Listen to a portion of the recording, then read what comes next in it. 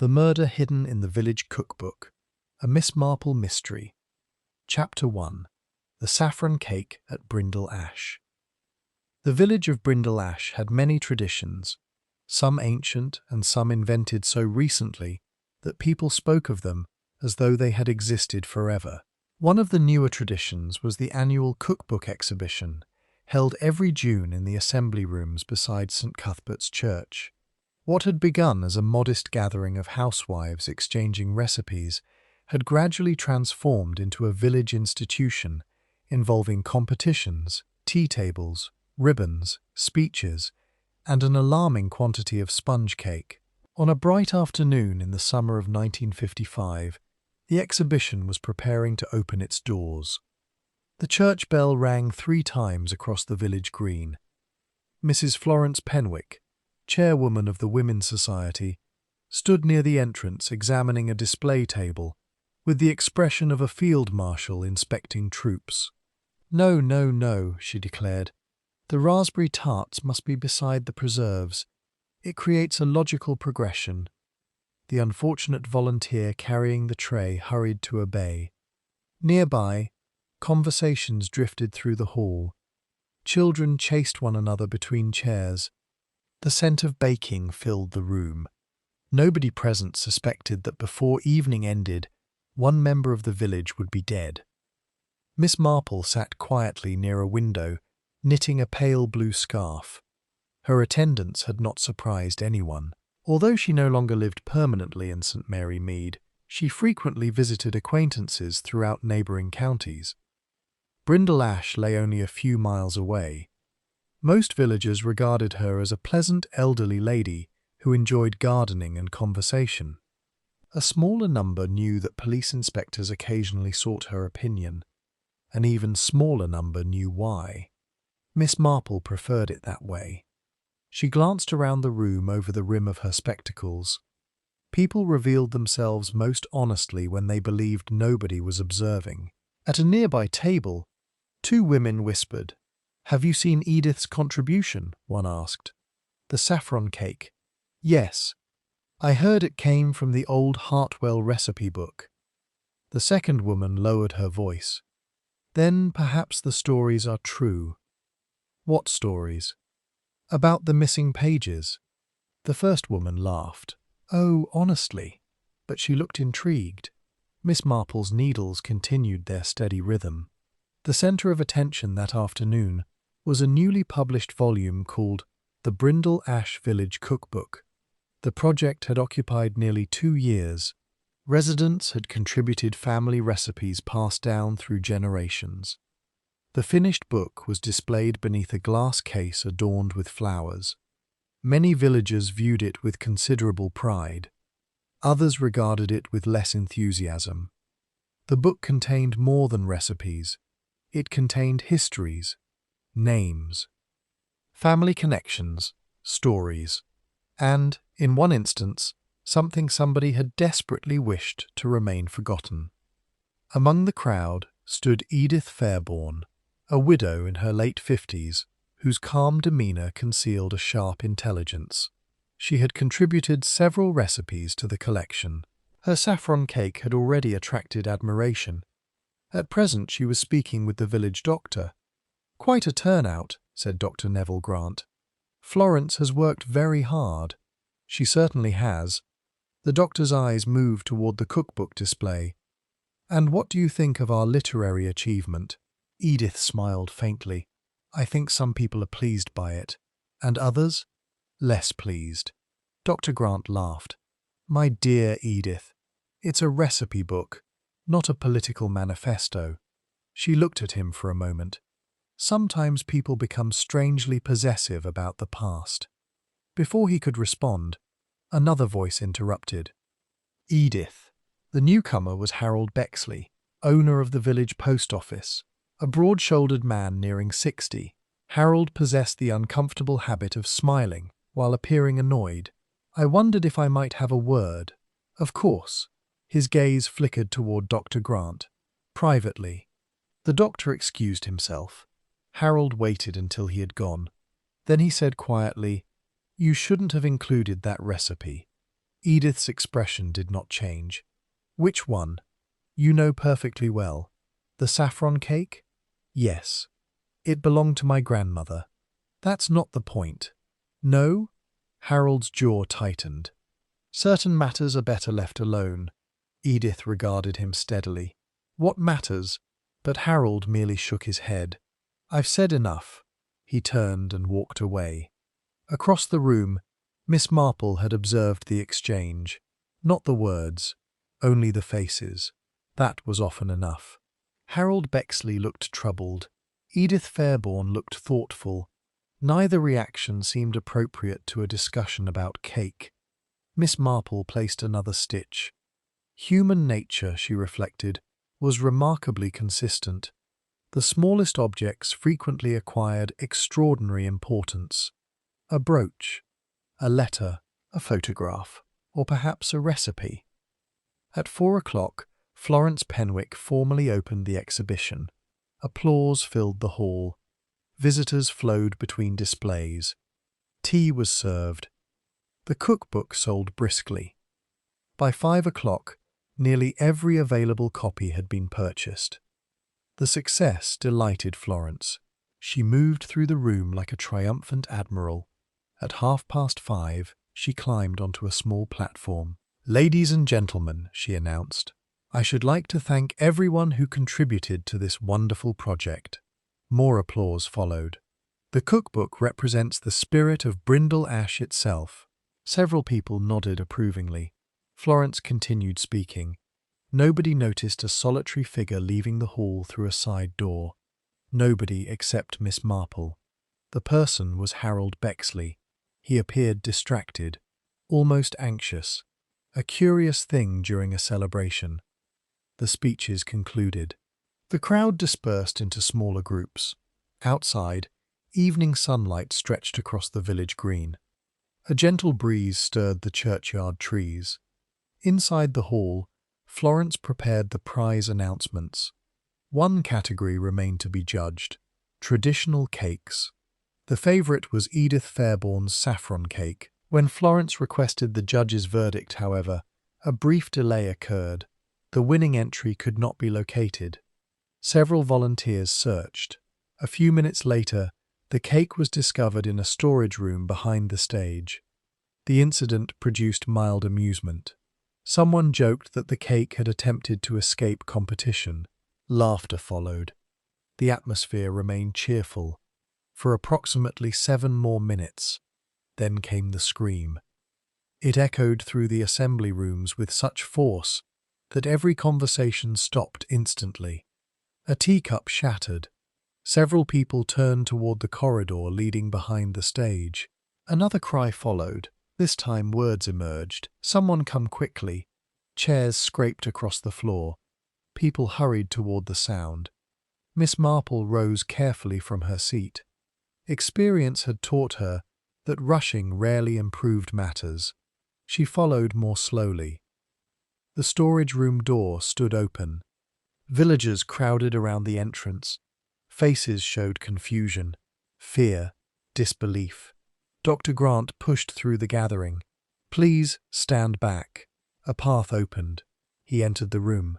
Moments later he emerged. His face had become unnaturally pale. The silence deepened. Finally he spoke. "Nobody is to touch anything." Florence stared at him. "Neville." The doctor swallowed. Then he said, "Harold Bexley is dead." A collective gasp swept through the corridor. Several women covered their mouths. Someone whispered, "Dead? How?" No answer came immediately. Dr. Grant looked shaken. "He appears to have collapsed." Florence gripped the doorframe. "But he was perfectly well." The doctor hesitated. Then, "I believe poison may be involved." The words struck the crowd like a physical blow. Poison. Not illness. Not accident. Poison. Suddenly every face in the corridor seemed altered. Every friendship appeared uncertain. Every smile acquired hidden meaning. Miss Marple stepped quietly forward. From where she stood, she could see part of the room: a table, several boxes, an overturned chair, and upon the floor, partially obscured from view the motionless form of Harold Bexley. Near one hand lay a plate. On the plate rested a single remaining slice of saffron cake. Miss Marple's knitting bag hung forgotten at her side. Her eyes narrowed slightly, very slightly. The mystery of Brindle Ash had begun. Chapter 2. Rumours beside the churchyard wall. The news travelled through Brindle Ash with astonishing speed. Before darkness settled over the village, people who had never attended the cookbook exhibition were already discussing Harold Bexley's death as though they had witnessed it themselves. Lights burned late in cottage windows. Curtains twitched. Front gates clicked open and shut as neighbours exchanged theories. By 9 o'clock, there were nearly as many explanations as there were villagers, and most of them were wrong. The assembly rooms remained under police supervision. A constable stood at the entrance while curious residents lingered at a respectful distance.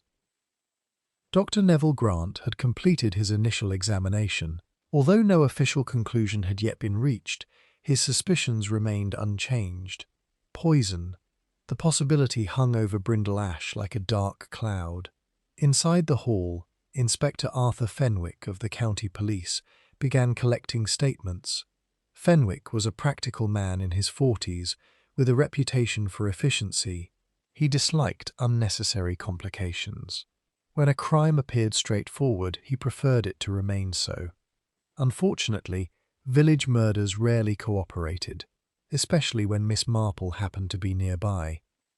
Florence Penwick sat stiffly in a chair near the stage. Her normally commanding presence seemed diminished. "I simply cannot understand it," she said. Inspector Fenwick made a note. "When did you last see Mr. Bexley alive?" "Perhaps 10 minutes before the scream." "What was he doing?" "Talking to people. Moving about. Nothing unusual." She paused. "At least I thought nothing was unusual." The inspector looked up. "Now you're uncertain." Florence frowned. "Well, he seemed distracted." "In what way?" "He wasn't listening properly." "Did he appear frightened?" She considered. "Perhaps." That answer interested the inspector. "Frightened of whom?" Florence shook her head. "I don't know." Meanwhile, several villagers waited outside the room to provide statements. One of them was Edith Fairborn. She stood near a window overlooking the churchyard. The evening sun had faded, leaving only pale traces of light across the gravestones. A voice spoke behind her. "You look remarkably calm." She turned. The speaker was Martin Keel, a local solicitor in his early 50s.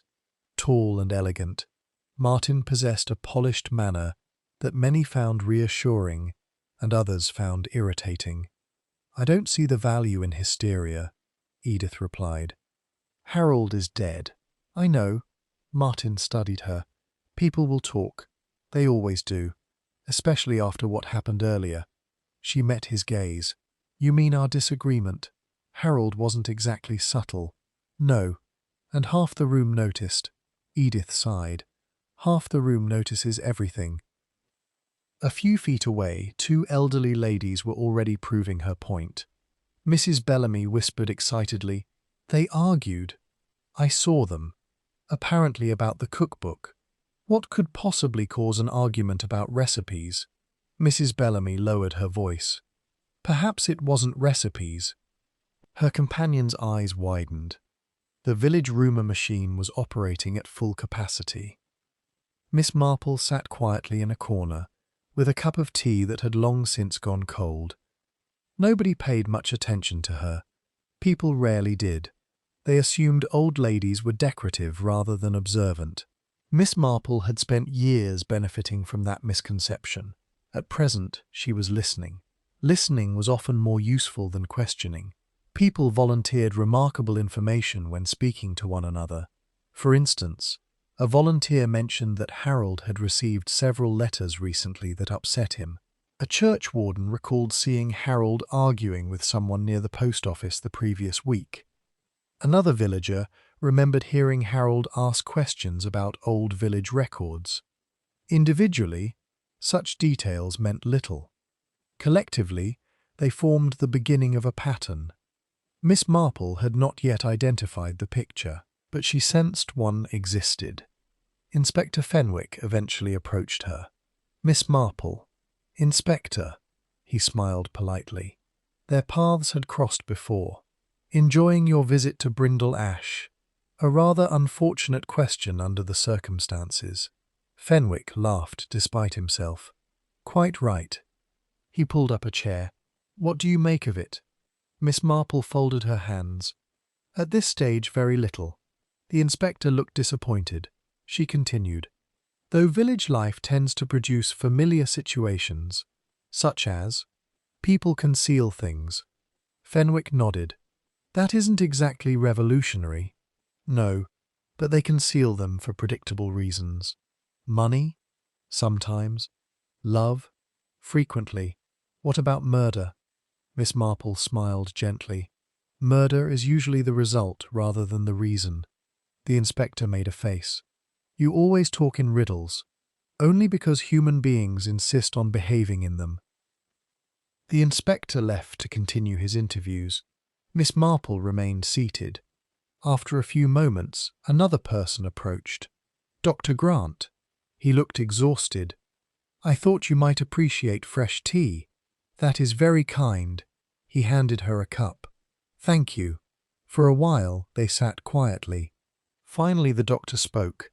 "Do you believe it was deliberate? Poisoning?" "Yes." Miss Marple stirred her tea. "What do you believe?" Dr. Grant hesitated. "The symptoms suggest it." "Then I suspect you are correct." He looked troubled. "Harold wasn't particularly popular." "No, not disliked exactly, but he knew everyone's business." Miss Marple nodded.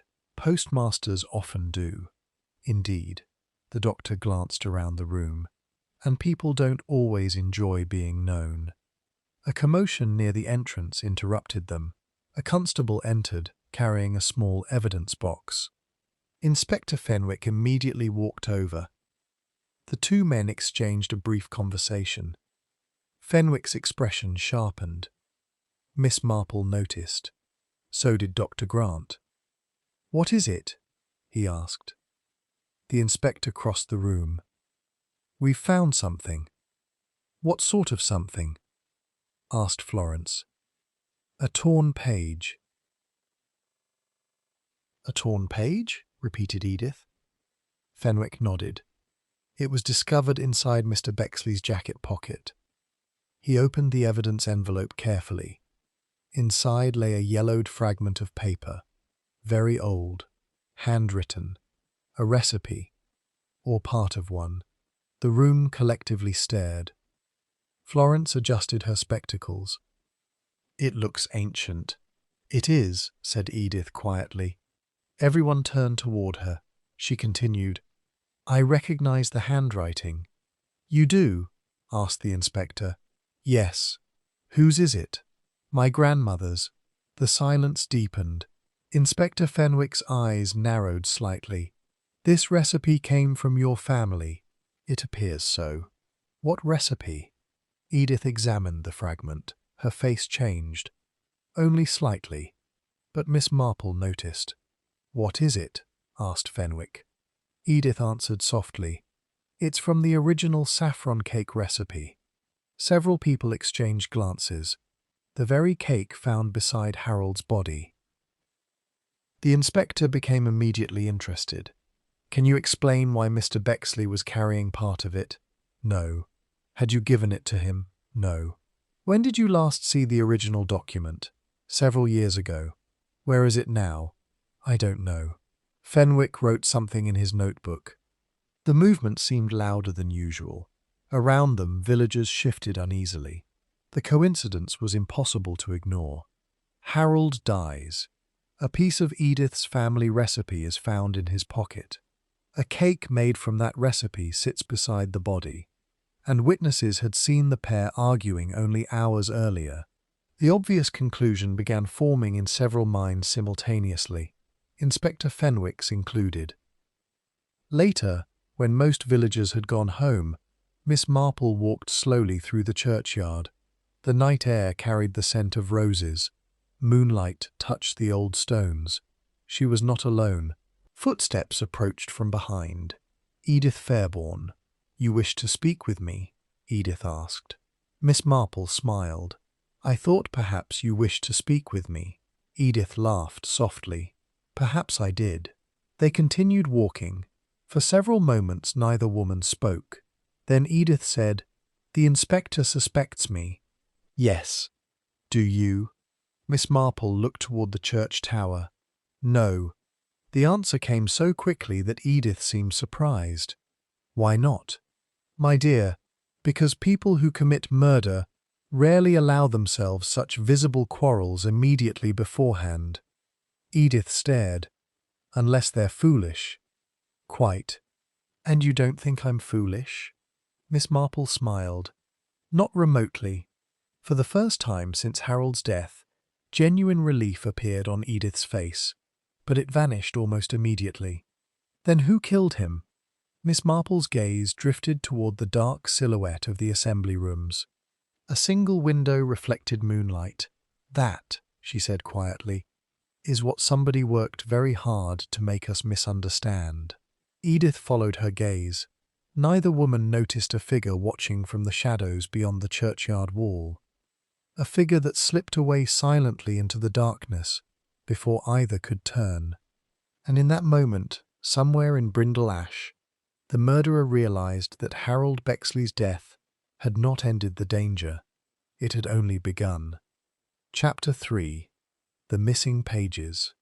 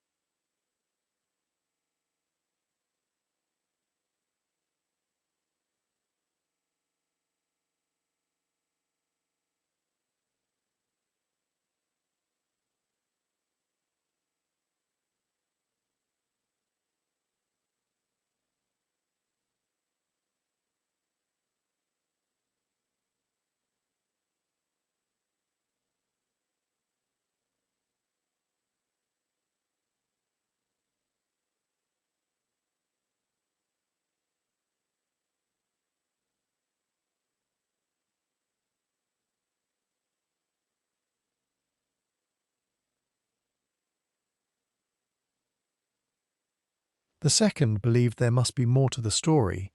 The first group was considerably larger. People preferred simple explanations: a public quarrel, a dead man, a suspicious recipe, and a woman connected to all three. It fitted neatly together. Human beings often mistook neatness for truth. Miss Marple knew better.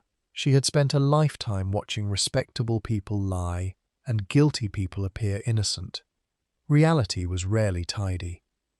The village awoke beneath a sky of pale summer clouds. Milk carts rattled along narrow lanes. Shopkeepers swept their doorsteps. The church clock struck 8, yet beneath the ordinary routines, a current of unease flowed through Brindle Ash.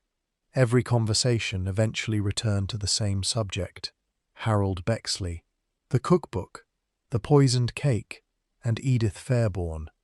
At the post office, customers spoke in hushed voices.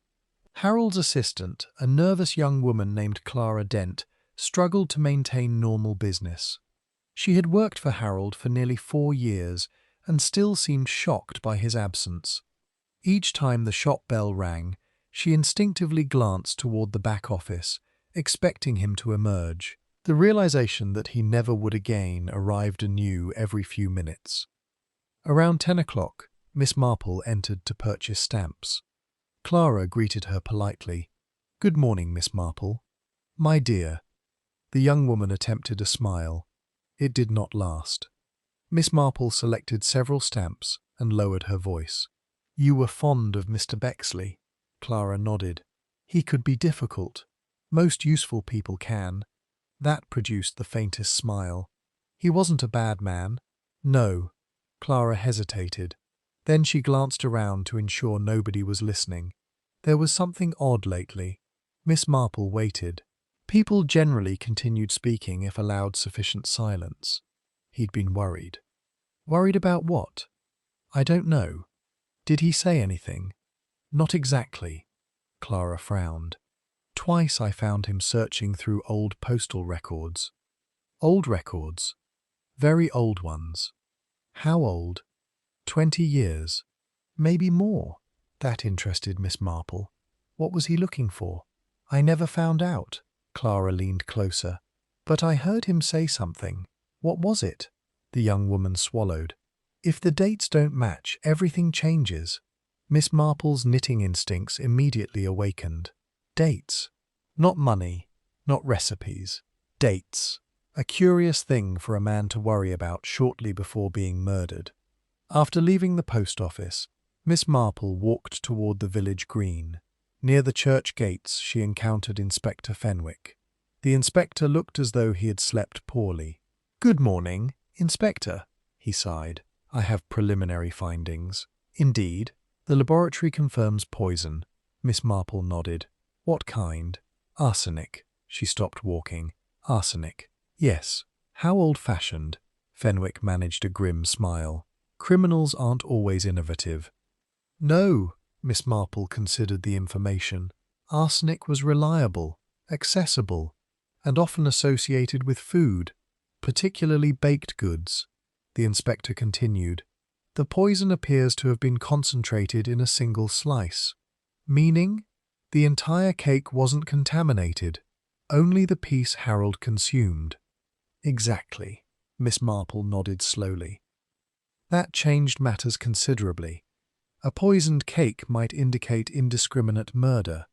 A poisoned slice suggested something much more precise. Someone had intended Harold, and only Harold, to die. "Has Edith been informed?" Miss Marple asked. "About the arsenic? Yes. Not yet." Fenwick studied her. "You still believe she's innocent?" "I believe the method argues in her favour." The inspector raised an eyebrow. "How so?" "If she wished to poison a cake she baked herself, why risk doing it publicly?" Fenwick frowned. "Go on." "Because somebody had to isolate the poisoned slice." "Yes, that would require opportunity." "It would." "And perhaps access after the cake arrived at the exhibition." The inspector's expression changed. Miss Marple recognized the look. A policeman reconsidering an assumption. One never wished to rush the process.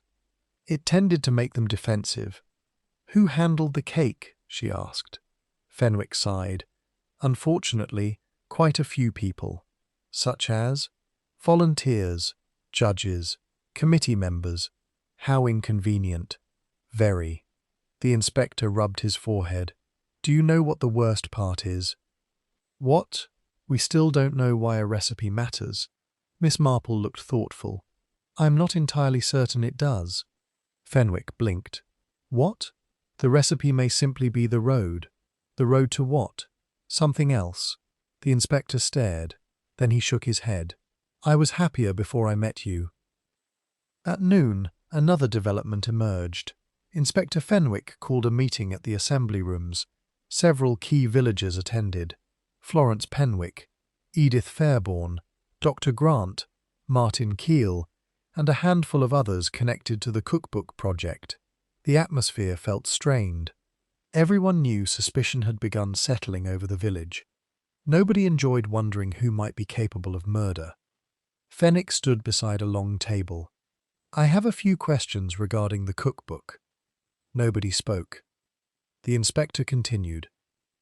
"I understand the original project involved collecting historical recipes." Florence nodded. "Yes." "Who gathered them?" "Mostly volunteers." "Who organized the material?" Mr. Keel assisted with documentation. The solicitor inclined his head. Fenwick turned toward him. "You handled the archive?" "In part." "What does that mean?" "It means several people had access." The inspector made a note. Then he asked, "Were there any disputes?" A brief silence followed. Too brief. The kind of silence people created while deciding how much truth to reveal. Finally, Florence answered, "Perhaps one." The room's attention shifted.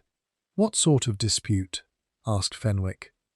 Florence looked uncomfortable. Some pages were missing. The inspector became very still. "Missing pages?" "Yes." "From what?" "The original village manuscript." Edith looked surprised. "You never mentioned that." "No." Florence appeared embarrassed. "We didn't think it mattered." Miss Marple, seated quietly in the rear, almost smiled. People frequently failed to mention precisely the thing that mattered. Inspector Fenwick leaned forward. "Explain." Florence took a breath. The cookbook project began with an old handwritten collection stored in the church archives. "How old?" "Nearly 50 years." "Go on." "When we compared it to references in other records, we discovered several pages were missing." "How many?" "3." The room remained silent. The inspector asked, "And nobody thought this relevant?" Martin Keel answered, "They contained recipes." Fenwick gave him a look. "A man has been poisoned beside one of those recipes." Martin wisely said nothing further. Miss Marple's attention sharpened. 3 missing pages. Not one. 3. That suggested intention. People accidentally lost single documents. They rarely misplaced multiple consecutive pages. "Which pages?" she asked quietly. Everyone turned. Florence blinked. "Miss Marple? The missing pages?" "Oh." Florence searched her memory. "They were removed long ago." "What did they contain?" "I don't recall exactly."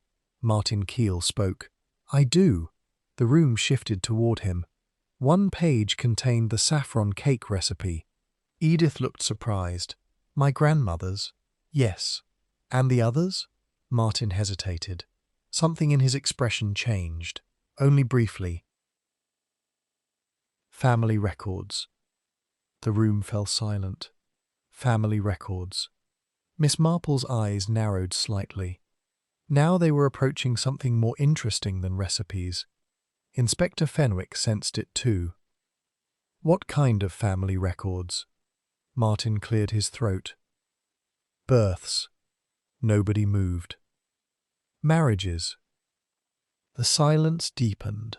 "And local ancestry information." At once Miss Marple remembered Clara's words. "If the dates don't match, everything changes." Dates, family records, missing pages, Harold searching archives, a recipe torn from an old manuscript. The pieces were beginning to recognize one another. Not enough to form a complete picture, but enough to suggest its outline. The meeting concluded shortly afterward. People departed in thoughtful silence. Only Miss Marple lingered. She stood near a display case containing one of the remaining archive photographs. A village gathering from decades earlier. Children, farmers, shopkeepers, families, names beneath the picture. Some still familiar, some forgotten. A shadow appeared beside her. Dr. Grant. "You found something." She smiled. "Not found. Suspected, perhaps." The doctor waited. "What sort of suspicion?" Miss Marple continued examining the photograph. "My dear doctor, murders are rather like gardens." He blinked. "I beg your pardon? If one wishes to understand what is growing, one must first discover what was planted." The doctor sighed. "I was afraid you'd say something like that." She laughed softly. Then her gaze settled upon a particular face in the photograph. A young woman standing near the edge of the crowd. The image was faded, almost forgotten, yet something about it caught her attention. Something connected to the missing pages, something connected to Harold, something she could not yet fully explain. But before she could study it further, hurried footsteps echoed through the hall. A constable burst through the doorway. His face was pale. "Inspector!" Fenwick turned. "What is it?" The constable swallowed, then spoke words that silenced everyone present. "We've had another incident." A cold stillness settled over the room. Who? Asked Fenwick. The constable hesitated, then answered, Someone broke into the church archives last night, and when the damage was discovered that morning, one thing had vanished. Not money, not valuables, not silver, only a single box of old family records. Chapter 4. The Box That Vanished. For several moments after the constable's announcement, nobody spoke. The words seemed too peculiar to absorb immediately.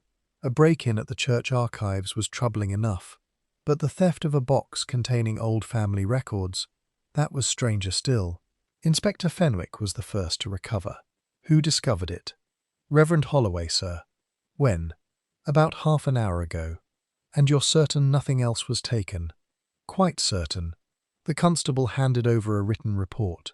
Fenwick scanned it quickly. His expression darkened. Interesting. Miss Marple noticed the word.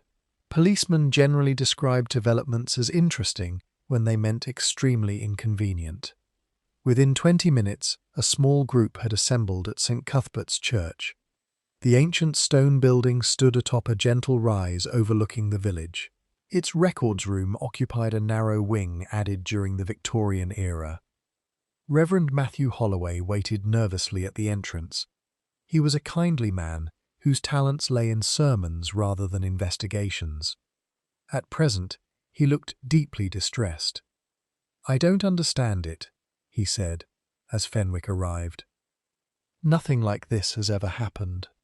The inspector examined the damaged lock. Someone had forced it open during the night, not expertly, but effectively. "When did you last check the room?" "Yesterday afternoon." "And everything was normal?" "Perfectly." The Reverend led them inside. Dust floated through shafts of sunlight.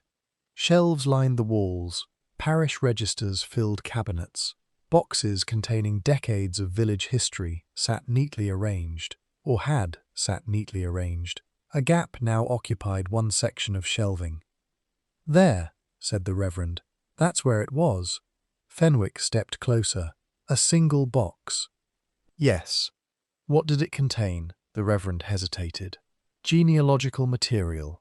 Miss Marple noticed Edith Fairbairn stiffen slightly. The inspector turned. "Be more specific." "Family histories, birth records, baptism notes, marriage references." "How far back?" "Several generations." Fenwick sighed. The list sounded increasingly relevant, which meant it was increasingly troublesome. Miss Marple wandered quietly around the room. Nobody paid much attention. That suited her perfectly. She examined shelves, cabinets, and desks. The thief had not searched randomly. There was little disturbance. No drawers left open, no scattered papers, no overturned furniture. Whoever entered the archives had known precisely what they wanted. That fact interested her greatly, because it suggested familiarity, perhaps even local familiarity. A stranger might steal valuables. A villager might steal history. Meanwhile, Inspector Fenwick questioned the Reverend.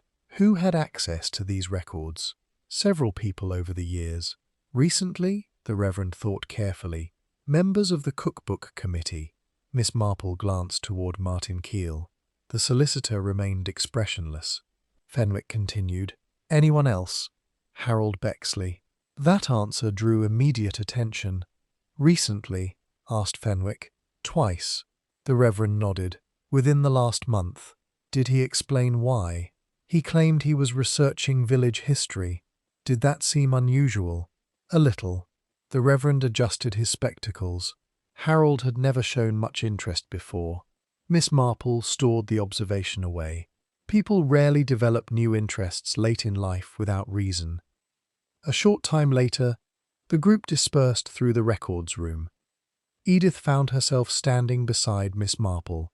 This is becoming absurd, is it? A murder, missing recipes, stolen records? Miss Marple smiled faintly. My dear, mysteries always appear absurd midway through. Edith folded her arms. You think they're connected? I think someone else certainly does. The thief? Yes. Miss Marple touched a shelf gently. One doesn't break into an archive for amusement. Across the room, Martin Keel examined a cabinet. He appeared calm. Too calm, perhaps. Not suspiciously so. Merely controlled. Miss Marple watched him for a moment. Then she approached. "Mr. Keel," he turned politely. "Miss Marple, you seem interested in the archives." The solicitor smiled. "I've always enjoyed history. Have you?" "Certainly." "Then perhaps you can answer a question." "Possibly." "The missing pages." His smile faded slightly. "What about them?" "You said they contained family records." "Yes." "Were they valuable?" "Not financially. Emotionally," Martin considered. "To some people." "Which people?" The solicitor's eyes met hers. For the briefest instant, Miss Marple sensed caution. Then it disappeared. "Families often care about their histories." A sensible answer. "Because it's true." Miss Marple nodded pleasantly. But inwardly she was not entirely satisfied. As the morning progressed, another discovery emerged. A church caretaker named Albert Finch remembered something. The information seemed insignificant at first. Many important clues did. "I saw a light," he told Inspector Fenwick. "When?" "The night before last." Fenwick looked interested. "Where?" "The records room." "Are you certain?" "Quite." The caretaker scratched his chin. "I thought the Reverend was working late." "But he wasn't." "No." "Did you investigate?" Albert looked embarrassed. "No." The inspector sighed. "Did you see anyone?" "Only a shadow." "What kind of shadow?" "Couldn't say." "Man or woman?" The caretaker thought. "Perhaps a man." "Perhaps?" "It was dark." That was not particularly helpful, yet it established one fact. Someone had been examining the archives before Harold's death, possibly very shortly before. At noon, Miss Marple took lunch at the Rose and Crown. The village inn buzzed with speculation. Conversations dropped whenever newcomers entered. People studied one another with new curiosity. It was astonishing how quickly murder transformed neighbours into potential suspects. Miss Marple sat near a window. Presently Dr. Grant joined her. "You've become popular." She glanced around. Several villagers were indeed watching her. "People often mistake observation for knowledge." The doctor laughed. "Do you have knowledge?" "A little. Enough to solve this." "Not yet." He ordered tea. After a moment he leaned closer. The post-mortem report arrived. Miss Marple looked up. "And?" Arsenic confirmed. "Nothing else?" Dr. Grant hesitated. "There was something unusual." "What?" "The poison wasn't mixed into the cake." That immediately caught her attention. "What do you mean?" "It appears to have been added afterward." Miss Marple sat very still. The doctor continued. "The laboratory believes the arsenic was sprinkled onto the surface of a single slice." Now things became considerably more interesting. A poisoned slice required preparation, access, timing, and certainty regarding who would eat it. "That's rather personal," Miss Marple murmured. "What is?" "The method." The doctor nodded. "I thought the same. Whoever poisoned Harold had not merely contaminated food. They had selected him specifically. They had watched, waited, prepared. That suggested a deeper motive than sudden anger. A deeper motive often meant an older motive. That afternoon, Inspector Fenwick made his first public move. He requested that Edith Fairbairn remain available for questioning. The news spread rapidly. By evening, much of Brindle Ash believed she would soon be arrested. The inspector had not said that. Facts rarely restrained gossip. Miss Marple spent the late afternoon visiting the cottage where Edith lived alone. The house stood beside a lane lined with foxgloves and climbing roses. Inside, the atmosphere was peaceful, almost defiantly peaceful. Edith poured tea. "I suppose everyone believes I killed him." "Not everyone. Most." She sat opposite Miss Marple. For a while neither woman spoke. Finally Edith sighed. "Harold and I weren't enemies." "No?" "No. But something troubled him." Edith stared into her cup. "Yes. What?" To Miss Marple's surprise, Edith answered, "He asked me about my grandmother. Recently? 3 weeks ago. That was new. What did he want to know?" "He asked whether she ever spoke of a woman named Violet Mercer." Miss Marple's attention sharpened instantly. "Violet Mercer?" "Yes." "Do you know who she was?" Edith shook her head. "I'd never heard the name." "And Harold?" He seemed disappointed. "Why?" "I don't know." Miss Marple considered. "A name. At last, a specific name. Not recipes, not records. A person. People were usually the true center of mysteries. Documents merely circled around them." As evening approached, Miss Marple walked home through the churchyard. The sun hung low over the hills.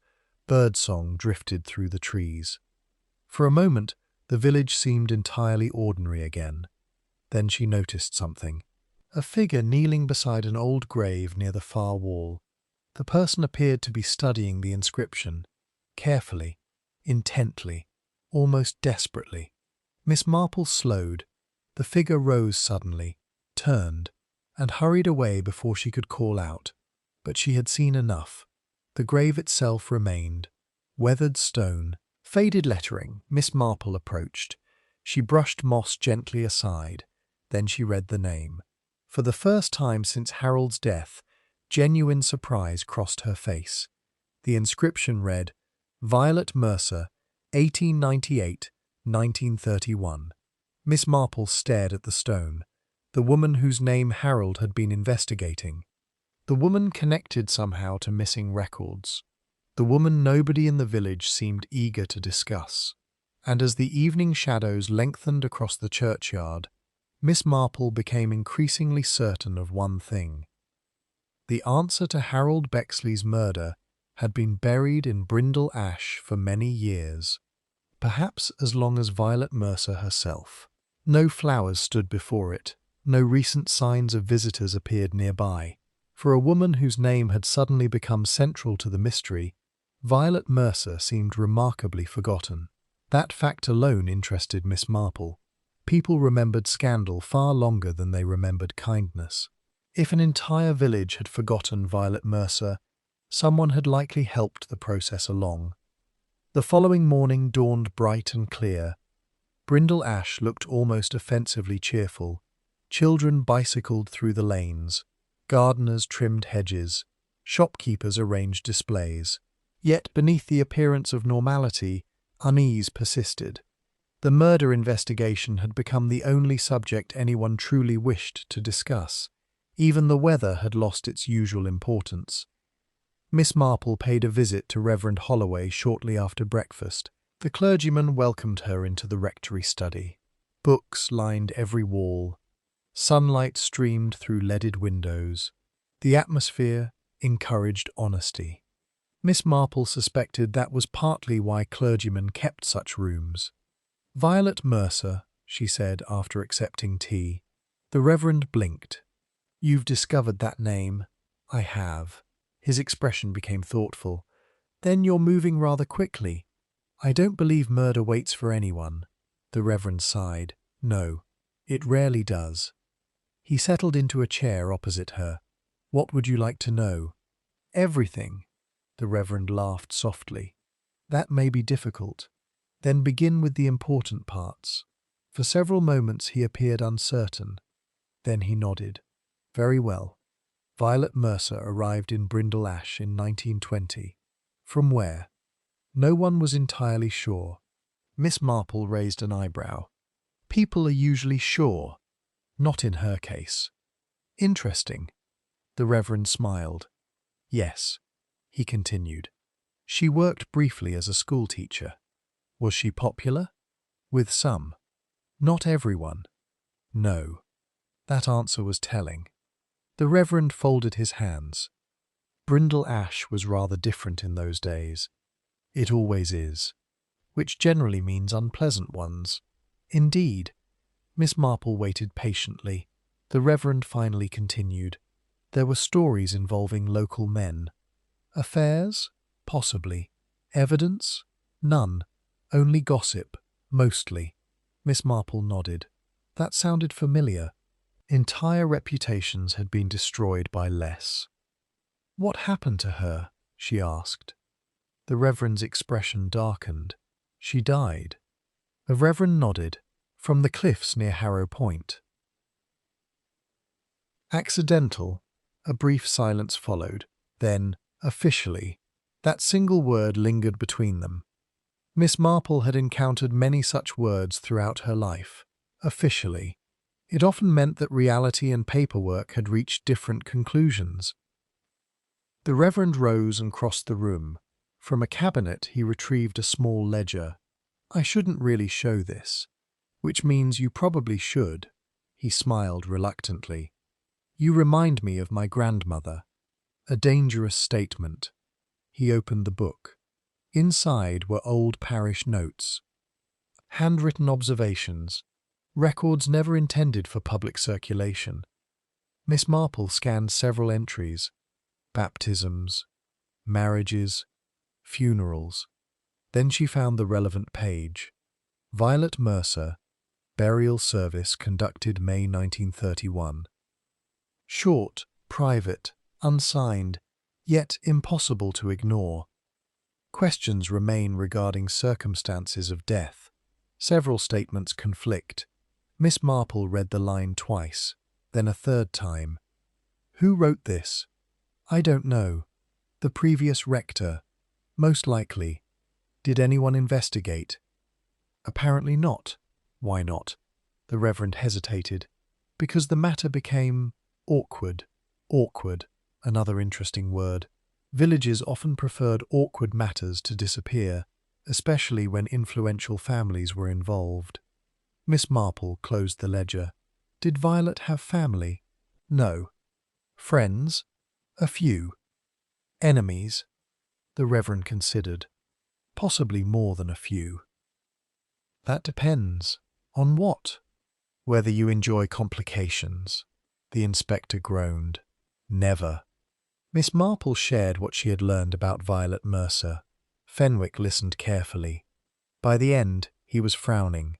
A suspicious death from 24 years ago. 24 years. And now somebody is murdered while researching records connected to that death. An interesting coincidence. I dislike coincidences. So do I. The inspector tapped a pencil against the desk. "What if Harold discovered something?" Miss Marple smiled. "That seems highly likely." "What?" "I don't know. Helpful as always." Their conversation was interrupted by the arrival of Clara Dent. The young postal assistant looked nervous, very nervous. She clutched a folded envelope. "Inspector?" "Yes? I think you should see this." Fenwick accepted the envelope. "Where did you find it?" "In Mr. Bexley's office." "Today?" She nodded. "It was hidden inside a ledger." The inspector carefully unfolded the contents. A single sheet emerged, yellowed with age, handwritten. Miss Marple immediately recognized the handwriting. The same handwriting found on the recipe fragment, the old village manuscript. Fenwick read silently. Then his eyes widened. "What is it?" asked Clara. The inspector looked up. "Part of a letter." "From whom?" "We don't know." Miss Marple extended her hand. "May I?" Fenwick hesitated before passing it over. The letter appeared incomplete. Only a portion survived. Yet the surviving words were extraordinary. "Must never become public. The child cannot be allowed. If anyone learns the truth about Violet." The remainder had been torn away. The room became silent. Even Clara seemed to understand the significance. Miss Marple reread the lines carefully. Then again. "The child," she murmured. Fenwick looked up. "What child?" "Exactly." For the first time, the mystery began shifting shape. Until now, the investigation had revolved around recipes, records, and archives. But the letter pointed elsewhere, toward a secret involving a child, a secret someone had considered important enough to hide for decades. The inspector was thinking the same thing. Family records. Yes. Birth dates. Yes. Missing pages. Miss Marple nodded. Fenwick stood abruptly. I want every surviving document relating to Violet Mercer. So do I. I'm serious. So am I. That afternoon the search began. Church records, county archives, school files, old newspapers, anything connected to Violet Mercer, anything connected to births occurring around 1930 or 1931, anything connected to names that appeared suspiciously often beside hers. By evening they had uncovered very little, which, in itself, told Miss Marple something. Too many gaps existed, too many missing pieces, too many records had vanished. Someone had been tidying history, carefully, methodically, for years. Just before sunset, another unexpected development occurred. Martin Keel arrived at the police station. He requested a private meeting with Inspector Fenwick. The inspector agreed. The conversation lasted nearly 40 minutes. When Martin finally emerged, his face was pale, more pale than Miss Marple had ever seen it. She happened to be waiting outside. The solicitor stopped when he noticed her. For a moment neither spoke. Then Martin said quietly, "You should stop digging." Miss Marple smiled pleasantly. "My dear Mr. Keel, that's exactly what murder investigations are for." His expression tightened. "You don't understand. Then explain." "I can't." "Why not?" A shadow crossed his face. Not anger. Fear. Real fear. Then he said something remarkable, something that remained with Miss Marple long after he had walked away. "If the truth comes out," Martin whispered, "it won't destroy the guilty person." He paused. "It will destroy the innocent one."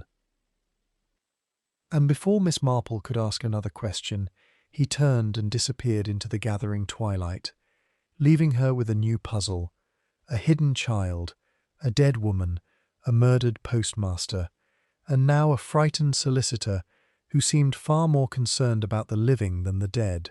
Chapter 6. The Tea Room Confession. Martin had spoken like a man carrying a burden he feared might soon become impossible to conceal. Miss Marple had learned long ago that secrets often survived not because they were difficult to discover, but because decent people feared the consequences of exposing them. The question was simple. Who was this innocent person, and what truth threatened to destroy them?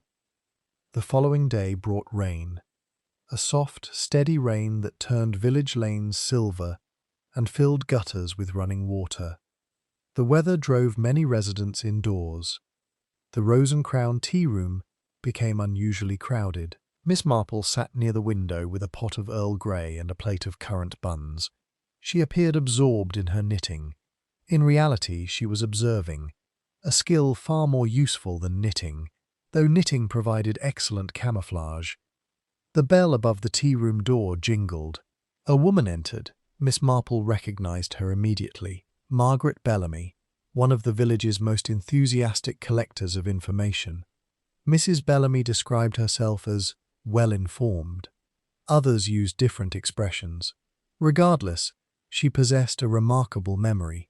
Miss Marple waved. "My dear Mrs. Bellamy." The woman brightened. "Miss Marple." Moments later she was seated opposite. They exchanged pleasantries, weather, flowers, the unfortunate decline in marmalade quality. Only after 10 minutes did Miss Marple casually ask, "Do you remember Violet Mercer?" Mrs. Bellamy nearly dropped her teacup. That reaction alone was informative. "Good heavens, you do remember her. Most people don't mention her." "Why not?" Mrs. Bellamy lowered her voice instinctively. "Because of what happened." "What happened?" The woman hesitated. Then curiosity overcame caution. It usually did. "There were rumors." "Yes. I was very young then, but old enough to remember." Mrs. Bellamy nodded. "People talked about Violet constantly." "What did they say?" "That she had attracted attention." "Male attention?" The woman looked relieved not to have spoken the words herself. "Yes." Miss Marple sipped tea. "Any particular man?" Mrs. Bellamy hesitated. Then several names circulated. "Which names?" "I couldn't say for certain." "Couldn't or won't?" Mrs. Bellamy looked embarrassed. "A bit of both." "Interesting. Very interesting." The woman was withholding something. Not maliciously, protectively. That often pointed toward respected families. Finally, Mrs. Bellamy sighed. There was one name people whispered most often. Miss Marple waited. Thomas Keel. Miss Marple remained perfectly still. Thomas Keel. Martin Keel's father. Dead for more than a decade. One of the most respected men Brindle Ash had ever produced. A former solicitor, church warden, charity organizer, model citizen, at least publicly. And Violet Mercer knew him, Mrs. Bellamy nodded. Frequently. Friends? Perhaps. Lovers? The woman looked uncomfortable. No one ever proved anything. People rarely do. The conversation continued for another half-hour. By the time it ended, Miss Marple had acquired a clearer picture of the past. Not complete, but clearer, and every new detail seemed to point toward the Keel family. That afternoon she paid a visit to Martin's office. The solicitor appeared surprised. Not pleased, but surprised. "Miss Marple, Mr. Keel," he gestured toward a chair. "I assume you're not here about legal advice." "No, that's a relief." His attempt at humour failed. He looked exhausted. Dark circles shadowed his eyes. His normally immaculate desk contained scattered papers. For the first time, he seemed genuinely unsettled. Miss Marple settled comfortably. "I spoke with Mrs. Bellamy." Martin's expression changed instantly. A fraction only, but enough. "You shouldn't listen to village gossip." "Oh, I never listen to gossip." "No, I listen to people." The solicitor sighed. "Which is worse?" For several moments neither spoke. Rain tapped gently against the windows. Finally Miss Marple said, "Your father knew Violet Mercer." Martin looked away. Silence. Long silence. Then, "Yes." The admission arrived so quietly that another person might have missed it. Miss Marple did not. They were acquainted. More than acquainted. Martin's jaw tightened. "I don't know." "You've wondered." Again silence. Then, everyone wondered. Miss Marple watched him carefully. He was not behaving like a murderer. He was behaving like someone trapped between loyalty and truth. The difference mattered. Did Harold discover something? Martin laughed bitterly. "That's the question, isn't it?" "Yes." The solicitor rose and crossed the room. For several moments he stared through the rain-streaked glass. When he spoke again, his voice sounded tired. 25 years ago, a rumour spread through Brindle Ash. What rumour? That Violet Mercer had given birth. Miss Marple felt a small spark of recognition. The child, the letter, the family records, everything aligned instantly. "A child," she said softly. "Yes." "Was it true?" Martin hesitated, then nodded. The room fell silent. Rain continued tapping against the windows. "What happened to the child?" Miss Marple asked. "Nobody knew." "No one?" "No one, officially." Officially. There was that word again. Martin turned back toward her. The child disappeared. A baby cannot disappear. Yet this one did. Miss Marple considered. No, a baby could not disappear. A baby could only be hidden, given away, renamed, raised elsewhere. And suddenly, the stolen family records became even more significant. "Who was the father?" she asked. Martin closed his eyes briefly. When he opened them again, genuine pain showed there. "That," he said, is exactly what Harold was trying to discover. Before Miss Marple could continue, a sharp knock sounded at the office door. Both turned. A constable entered hurriedly. His face was pale, alarmingly pale. "Mr. Keel." "Yes?" The constable swallowed. "You need to come at once." Martin frowned. "What is it?" The answer froze everyone in the room. "It's Dr. Grant." For a moment, nobody moved. "What about him?" asked Martin. The constable looked shaken. "We found him unconscious in his surgery." The room became very quiet. "Accident?" Martin asked. The constable slowly shook his head. "No." A terrible certainty entered Miss Marple's mind before the man spoke again. "Someone tried to kill him." Rain hammered suddenly against the windows. Neither Martin nor Miss Marple noticed. Both were already thinking the same thing. Harold Bexley had not been the end, he had only been the beginning. And somewhere in Brindle Ash, a frightened killer had decided that one murder might not be enough. Rain swept across the village in silver sheets. The constable drove while Martin Keel sat beside him. Miss Marple occupied the rear seat. No one spoke much. Each was occupied by the same troubling thought. A second attack meant the murderer was no longer merely covering old secrets. The murderer was becoming desperate. Desperation was dangerous. It encouraged mistakes, but it also encouraged violence. A small crowd had gathered outside the surgery. Villagers clustered beneath umbrellas. Faces appeared pale and anxious. As the police car arrived, conversations ceased immediately. Inspector Fenwick emerged from the building. His expression alone suggested the situation was serious. "How is he?" Martin asked. "Alive." The solicitor exhaled. "What happened?" Fenwick shook his head. "We're still determining that." He turned toward Miss Marple. "You're going to hear about it eventually. Most things eventually reach me, unfortunately."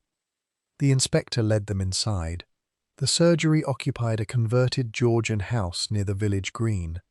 The waiting room appeared undisturbed. The consulting room did not. A chair lay overturned. Medical files were scattered across the floor. One cabinet stood open.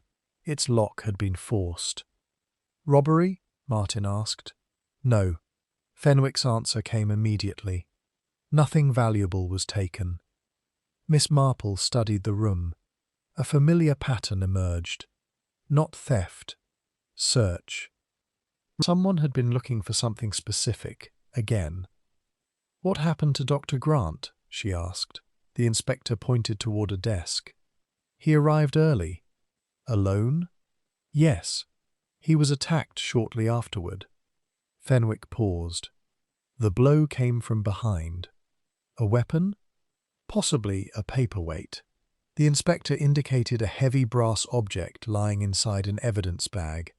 "Did he see his attacker?" "No." "Did he hear anything?" Fenwick grimaced. "Only footsteps. Useful." "Not remotely." Miss Marple wandered slowly around the room. Her gaze settled upon the open cabinet. Medical records. Patient files. Nothing obviously connected to Violet Mercer. Or perhaps something very much connected. "What was inside this cabinet?" she asked. Dr. Grant's nurse, Miss Cooper, answered. "How old?" "Some go back 20 years." Miss Marple looked up. 20 years? More, in some cases. Interesting. Fenwick was clearly thinking along similar lines. "Did Dr. Grant recently access old files?" Miss Cooper nodded. "Several times." "When?" "After Mr. Bexley's death." The room became quiet. "Why?" asked the inspector. "I don't know." She hesitated. "Though he did mention one name." Miss Marple felt a small tightening in her chest. "Which name?" "Violet Mercer." Silence. The inspector sighed heavily. "Everything returns to Violet Mercer." "Apparently so," said Miss Marple. Several hours later, Dr. Grant regained consciousness. The doctor remained weak but insisted on speaking with Inspector Fenwick. Miss Marple was permitted to remain. Fenwick had long ago accepted that resisting such arrangements was usually pointless. The doctor looked pale beneath the hospital blankets. A bandage encircled his head. Yet his mind seemed clear. "Can you remember anything?" asked Fenwick. "A little. What happened?" Dr. Grant closed his eyes briefly. "I was reviewing records." "Which records?" "Old maternity records." Miss Marple exchanged a glance with the inspector. "Connected to Violet Mercer?" Fenwick asked. "Yes." The doctor's answer arrived without hesitation. "Did you find anything?" Dr. Grant nodded weakly. "I think so." Everyone leaned closer. "What?" The doctor swallowed. Then, "Violet gave birth." The statement carried little surprise now, yet hearing it confirmed transformed rumour into fact. "Was the child recorded?" asked Miss Marple. Originally, the doctor nodded. The entry had been altered." Fenwick straightened. "Altered how?" "The mother's name remained." "What about the child?" Dr. Grant hesitated. "The child's name was removed." A long silence followed. "Removed deliberately?" "Without question." Miss Marple folded her hands. Now matters were becoming clearer. Someone had not merely hidden history, someone had rewritten it. "Did you discover anything else?" she asked. The doctor looked toward her. "Yes." "What?" "The birth record identified a witness." Miss Marple felt an immediate sense of anticipation. Witnesses were valuable, especially forgotten witnesses. "Who?" asked Fenwick. The doctor answered quietly. "Thomas Keel, Martin's father." Again. The inspector looked grim. "That places him directly in the story." "Yes." Dr. Grant nodded. "And that's when someone attacked me." The implications were obvious. The attacker had known what the doctor was examining, had known he was close to discovering something, perhaps had known exactly what he had discovered, which raised a disturbing question. How? Later that evening, Miss Marple returned to her cottage. Rain had finally stopped. The village rested beneath a blanket of mist. Church bells echoed faintly through the darkness. She settled into a chair beside the fire. For nearly an hour she sat quietly, thinking, reviewing, arranging facts. Harold Bexley investigates old records. Harold dies. The church archives are robbed. Medical records are searched. Dr. Grant is attacked. Every path leads to Violet Mercer. Every path leads to the hidden child. And repeatedly, every path touches the Keel family. Yet something continued to trouble her. A small inconsistency. A tiny flaw in the pattern. The sort of flaw that often solved murders. She rose suddenly, crossed the room, opened her notebook. Then she examined a list she had compiled earlier. Names, dates, relationships, movements, statements. And there it was, a detail so small most people would overlook it entirely. Miss Marple smiled, not because she understood everything, she did not yet, but because she had finally discovered the first thing someone had lied about. Not the murder, not the poisoning, something much older. A knock interrupted her thoughts. Unexpected, late. She opened the door. Standing outside was Clara Dent. The young postal assistant looked terrified. Rainwater still clung to her coat. She glanced over her shoulder before speaking. "Miss Marple," she whispered. "I didn't know who else to tell." "What is it, my dear?" Clara's hands trembled. "I found something hidden in Mr. Bexley's office." Miss Marple's expression sharpened instantly. "What sort of something?" Clara swallowed, then produced a small, worn photograph from her handbag. A photograph. Miss Marple took it carefully. The image showed a group of villagers standing outside St. Cuthbert's Church sometime around 1931. Several faces were familiar: Thomas Keel, a young Violet Mercer, others. But one face caused Miss Marple's eyes to widen, because beside Violet stood a child who, according to every official record, should not have existed. And on the back of the photograph, written in fading ink, were 4 words: "For my son, Daniel." Miss Marple stared at the inscription, then very slowly closed the photograph in her hand. At last, the hidden child had a name, and somewhere in Brindle Ash, that name was important enough to kill for. Chapter 8. The name on the photograph. For a long moment after Clara Dent produced the photograph, neither woman spoke. The ticking of the mantel clock seemed unusually loud. Outside, mist drifted across the lane. Inside, Miss Marple studied the image beneath the lamplight. The photograph was old but remarkably well preserved. A group of villagers stood outside St. Cuthbert's Church. The date, written faintly in one corner, appeared to be April 1931, only weeks before Violet Mercer's death.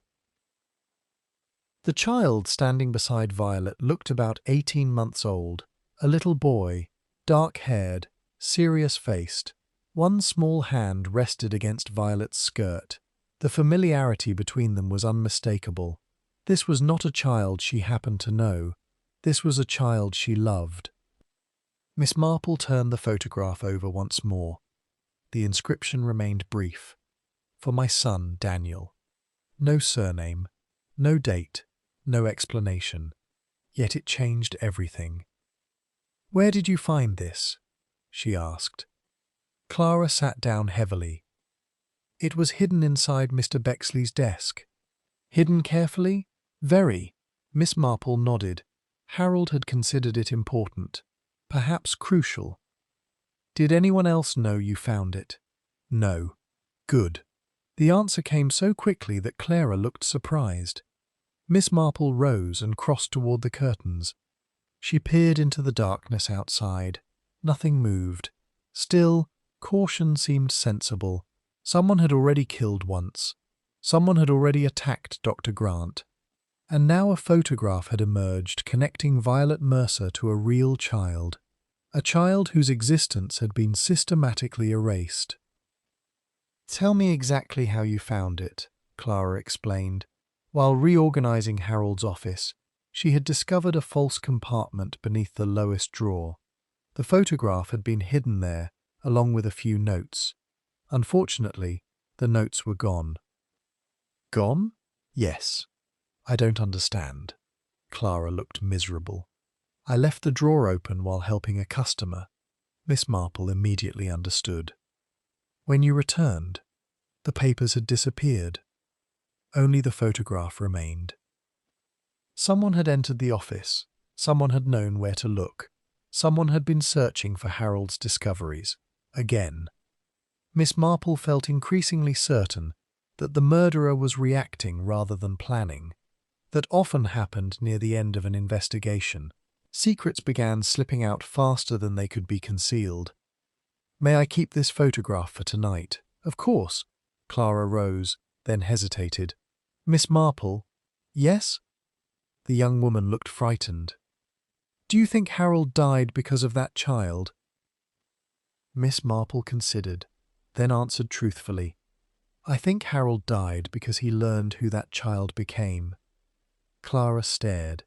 The implication was enormous. The child was not merely a historical curiosity. The child was someone alive, someone in Brindle Ash, perhaps someone respected, perhaps someone entirely unaware of the truth. After Clara departed, Miss Marple sat beside the fire until nearly midnight. The photograph rested on her lap. Several times she examined the faces. Each time she noticed something new. A glance, a posture, a relationship. Photographs revealed more than people imagined. Near 1 o'clock, she finally saw it. A detail so subtle that most observers would miss it. Thomas Keel stood several feet from Violet Mercer, yet his attention was fixed entirely upon the child, not upon Violet, upon the child. The expression itself was revealing, not romantic, not casual, protective, almost paternal. Miss Marple placed the photograph down carefully. A possibility formed in her mind, not certainty, but possibility. And if that possibility proved correct, the entire mystery would change direction. The following morning, Inspector Fenwick received an unexpected visitor. The visitor was Martin Keel, and he looked dreadful. The solicitor appeared as though he had not slept. His clothes remained immaculate. His face did not. Fenwick ushered him into a private office. For several moments he said nothing. Then, "I need to tell you something." The inspector waited. "My father knew Violet Mercer." "Yes." "Better than most people realized." Fenwick's eyes narrowed. "Go on." Martin's voice sounded strained. "There was an investigation after her death. That was new. Very new." "An investigation?" Fenwick repeated. "Unofficial." The solicitor sat heavily. "My father conducted it himself." Silence filled the room. "Why?" Martin closed his eyes. "Because he believed Violet had been murdered." The statement landed like a stone dropped into still water. For several moments neither man spoke. Then Fenwick asked quietly, "What happened to his findings?" Martin laughed bitterly. "That's the problem." "What problem?" "The files disappeared." Again. Always disappearing. Records, letters, archives. Evidence. History itself seemed determined to vanish whenever anyone approached the truth. Fenwick leaned forward. "When did they disappear?" "Shortly after my father's death." "Who had access?" Martin hesitated. "Too long." The inspector noticed. So did Miss Marple when Fenwick later repeated the conversation. Finally, Martin had answered. "Several people. Names." Another hesitation. Then, "Harold Bexley." The inspector stared. "Harold had access to your father's private files?" "Yes." "Why?" "Because he helped catalogue documents after my father's death." At once, a new possibility emerged. What if Harold had not only discovered evidence recently? What if he had discovered evidence years ago? What if he had spent decades quietly carrying knowledge he never fully understood? That afternoon, Miss Marple visited the cemetery again. Not Violet Mercer's grave. Another grave. Thomas Keel's. Fresh flowers rested there. A simple arrangement of white roses. Someone had visited recently. Very recently. Miss Marple examined the arrangement. Then she noticed something tucked beneath the vase. A folded piece of paper. She hesitated. Ordinarily, she would never disturb a graveside offering. Ordinarily. But murder investigations altered ordinary rules. The paper contained only one sentence, written hastily, without signature. "You promised the truth would stay buried." Miss Marple read it twice. Then a third time. Not hidden, not forgotten, buried. A curious choice of words. She folded the note carefully, and for the first time since Harold Bexley's death, genuine concern touched her expression, because the message suggested something important, something dangerous. Someone in Brindle Ash was no longer merely protecting a secret. They were frightened. Frightened enough to visit graves, frightened enough to threaten the dead, and frightened enough perhaps to kill again. As evening settled over the village, Miss Marple sat with Inspector Fenwick and shared her latest thoughts. The inspector listened quietly, then asked, "Do you know who Daniel became?" Miss Marple stared into the fire. "No." Do you know who killed Harold? Another pause. Not yet, but you're close. Miss Marple smiled faintly, closer than the murderer would like. Neither noticed the figure standing across the street outside the cottage, watching the illuminated window. Watching them, listening as best they could through the darkness. And when the figure finally slipped away, one thought echoed relentlessly through their mind. Miss Marple was getting too close. Chapter 9. The Ledger in the Attic. The following morning began with an unexpected invitation. Miss Marple received a handwritten note shortly after breakfast. It arrived by hand rather than post. The message was brief. Miss Marple, there is something you ought to see. Please come to my house at 11 o'clock, alone. Martin Keel. No explanation accompanied the note. No details, no indication of urgency, yet Miss Marple sensed urgency nonetheless.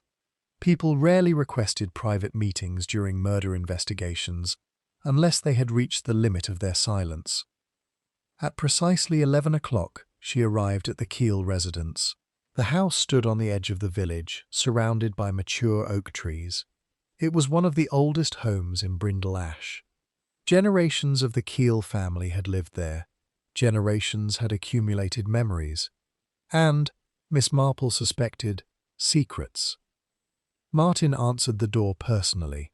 His expression immediately confirmed her impression. He looked exhausted, not merely tired, burdened. Thank you for coming.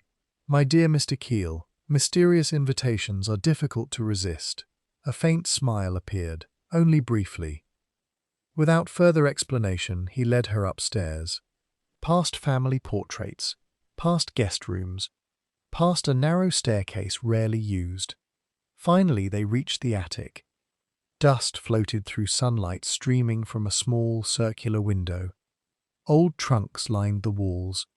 Boxes stood stacked beneath exposed beams. The space smelled of age and forgotten things. Martin crossed directly to a wooden chest. For several moments he simply stood before it. Then he opened the lid. Inside lay a collection of papers, diaries, letters, documents, and one thick ledger bound in cracked leather. My father's. Miss Marple immediately understood. Thomas Keel's private records. The records supposedly lost years earlier. These weren't destroyed. No. Nor stolen. No. Martin looked ashamed. I hid them. The admission hung in the dusty air. Miss Marple remained silent. Experience had taught her that confessions often continued if not interrupted. I read them. That answer explained far more than it seemed. Then you discovered something. Martin nodded. Something capable of hurting people. Yes. He sat heavily on an old trunk. For several moments neither spoke. Then Martin pushed the ledger toward her. Read page 72. Miss Marple opened the volume carefully. The handwriting was neat and precise. Thomas Keel had clearly possessed a methodical mind. She turned pages slowly until she found the entry. Then she began reading. The note was dated March 1931, only weeks before Violet Mercer's death. Violet refuses to leave the village. She insists the child has a right to know the truth someday. I fear she underestimates the consequences. Others are becoming concerned. Miss Marple read the passage twice, then continued. There are already arguments. Harold believes secrecy cannot continue forever. I disagree. Her eyes narrowed. Harold. Even then, 25 years earlier, the postmaster had known. Known from the beginning. She continued reading. The child's future must be protected. Certain names would create scandal beyond repair. The entry ended there. Miss Marple closed the book slowly. Your father knew. Yes. He knew the child's identity. Martin nodded. And Harold knew as well. Apparently. The room became very quiet. At last, Miss Marple asked the question she had been approaching for days. Who was Daniel? Martin stared at the floor. When he answered, his voice barely rose above a whisper. I don't know. For the first time since entering the attic, Miss Marple believed him completely. Martin genuinely did not know. His father had protected the secret even from his own son, yet not completely, because another page in the ledger caught her attention. A loose sheet protruded slightly from between two entries. She carefully unfolded it. A list of names appeared. Several were crossed out, others underlined. Among them, Harold Bexley Violet Mercer, Thomas Keel, and one additional name, a name that made Miss Marple sit very still. Florence Penwick, the chairwoman of the Women's Society, the organizer of the Cookbook project, the woman who had championed the publication. Interesting, very interesting. Did you notice this? She asked. Martin nodded. Years ago. What did you think it meant? I wasn't sure. And now? The solicitor hesitated. Now, I think Florence knew more than she ever admitted. Miss Marple considered.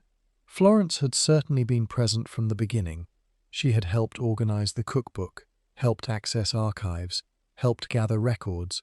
Perhaps she had also helped shape what records survived. The possibility could not be ignored. That afternoon, Inspector Fenwick questioned Florence Penwick again. The interview took place in her drawing room. Everything about the room reflected order. Polished furniture, perfectly arranged books, fresh flowers positioned with military precision. Florence herself appeared composed, at least initially. Then Fenwick mentioned Violet Mercer. The change was immediate. Small, subtle, but immediate. That name keeps appearing, the inspector observed. Florence folded her hands. People are obsessed with old stories. Some old stories become relevant. She offered no reply. Fenwick studied her carefully. Did you know Violet Mercer? Everyone knew her. Were you friends? No. The answer arrived too quickly. Why not? Florence looked toward the window. For several moments she appeared to debate something internally. Then she said, because she brought trouble wherever she went. Interesting. Not because she disliked her, not because they disagreed, because she brought trouble. A very specific choice of words. What sort of trouble? Asked Fenwick. Florence's jaw tightened. The sort villages never recover from. The inspector waited. She said nothing more. Late that evening, another development occurred, one that transformed the investigation yet again. A local builder named Edward Finch contacted police. He had been renovating an abandoned cottage outside the village, a cottage that had once belonged to Violet Mercer. During repairs, he had discovered something hidden inside a wall, a small tin box. Inside the box were several personal belongings, a silver locket, a child's knitted sock, and a bundle of letters tied together with faded blue ribbon. Inspector Fenwick opened the first letter carefully. The handwriting was immediately recognizable. Thomas Keel. But it was not the signature that made the room fall silent. It was the opening sentence. My dearest Violet. Nobody spoke. Not Fenwick. Not Miss Marple. Not Martin. Because at last they possessed proof. Not rumour, not gossip, not suspicion. Proof. Thomas Keel and Violet Mercer had indeed shared a secret relationship. And somewhere among those letters, Miss Marple suspected, lay the answer to a question that had haunted Brindle Ash for 25 years. Who was Daniel, and why had someone murdered to keep his identity hidden? Chapter 10. Letters from the Past. The discovery of the letters transformed the investigation overnight. Until now, much of what surrounded Violet Mercer had rested upon rumour, assumptions, and half-forgotten memories. Now there was evidence, personal evidence, the kind that people rarely intended strangers to read, the kind that revealed truth far more readily than public records ever could. The following morning, Inspector Fenwick assembled a small meeting in the records room at St. Cuthbert's Church. Present were Miss Marple, Martin Keel, Dr. Grant, still pale but recovering, and Florence Penwick. The bundle of letters rested on the table between them. No one seemed eager to open them. The dead deserved privacy. Unfortunately, murder investigations frequently required its violation. Fenwick carefully unfolded the first letter. The paper crackled with age. The ink had faded but remained legible. My dearest Violet, I know the village watches us. They watch everything. Yet I cannot regret knowing you. If circumstances were different, I would choose another path. Yours always, Thomas. Silence followed. The language was affectionate, intimate, yet not conclusive. Several more letters produced similar results, expressions of concern, references to gossip, repeated mentions of pressure from unnamed individuals.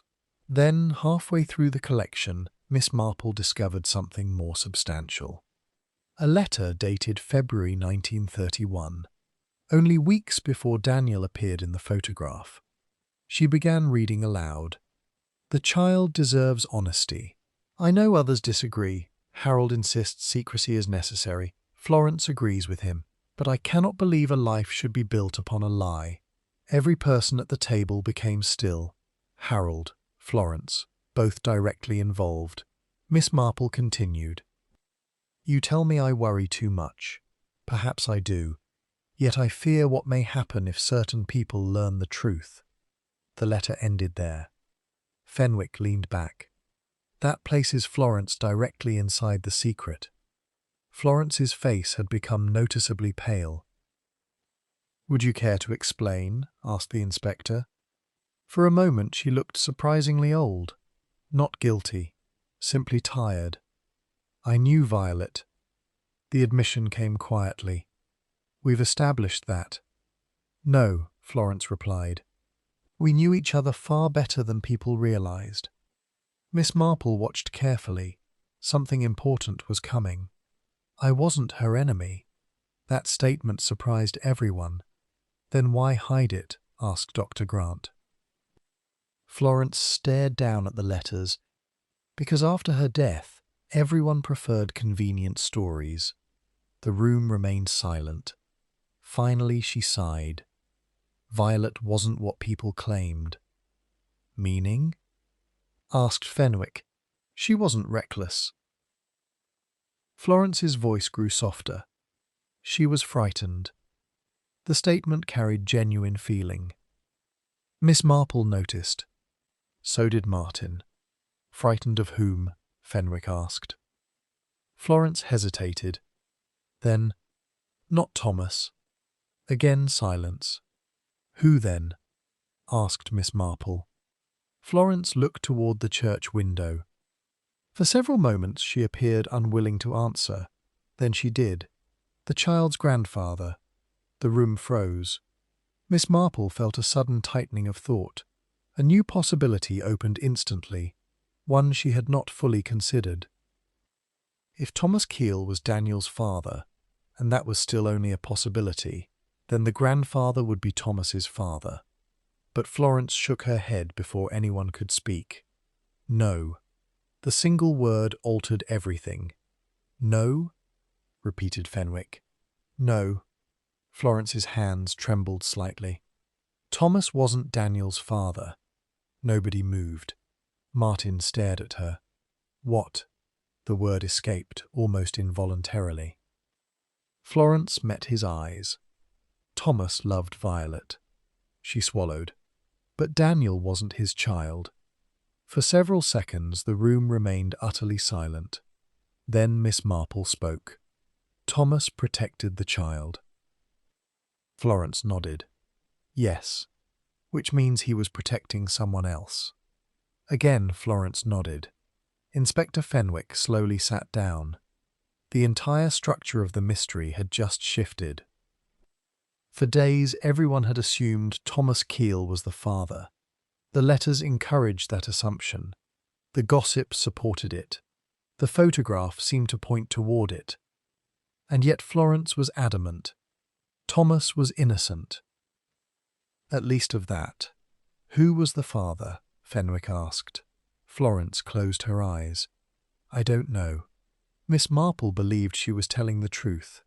Not because the answer sounded convincing, but because Florence seemed genuinely frustrated by her own ignorance. She knew pieces, not everything.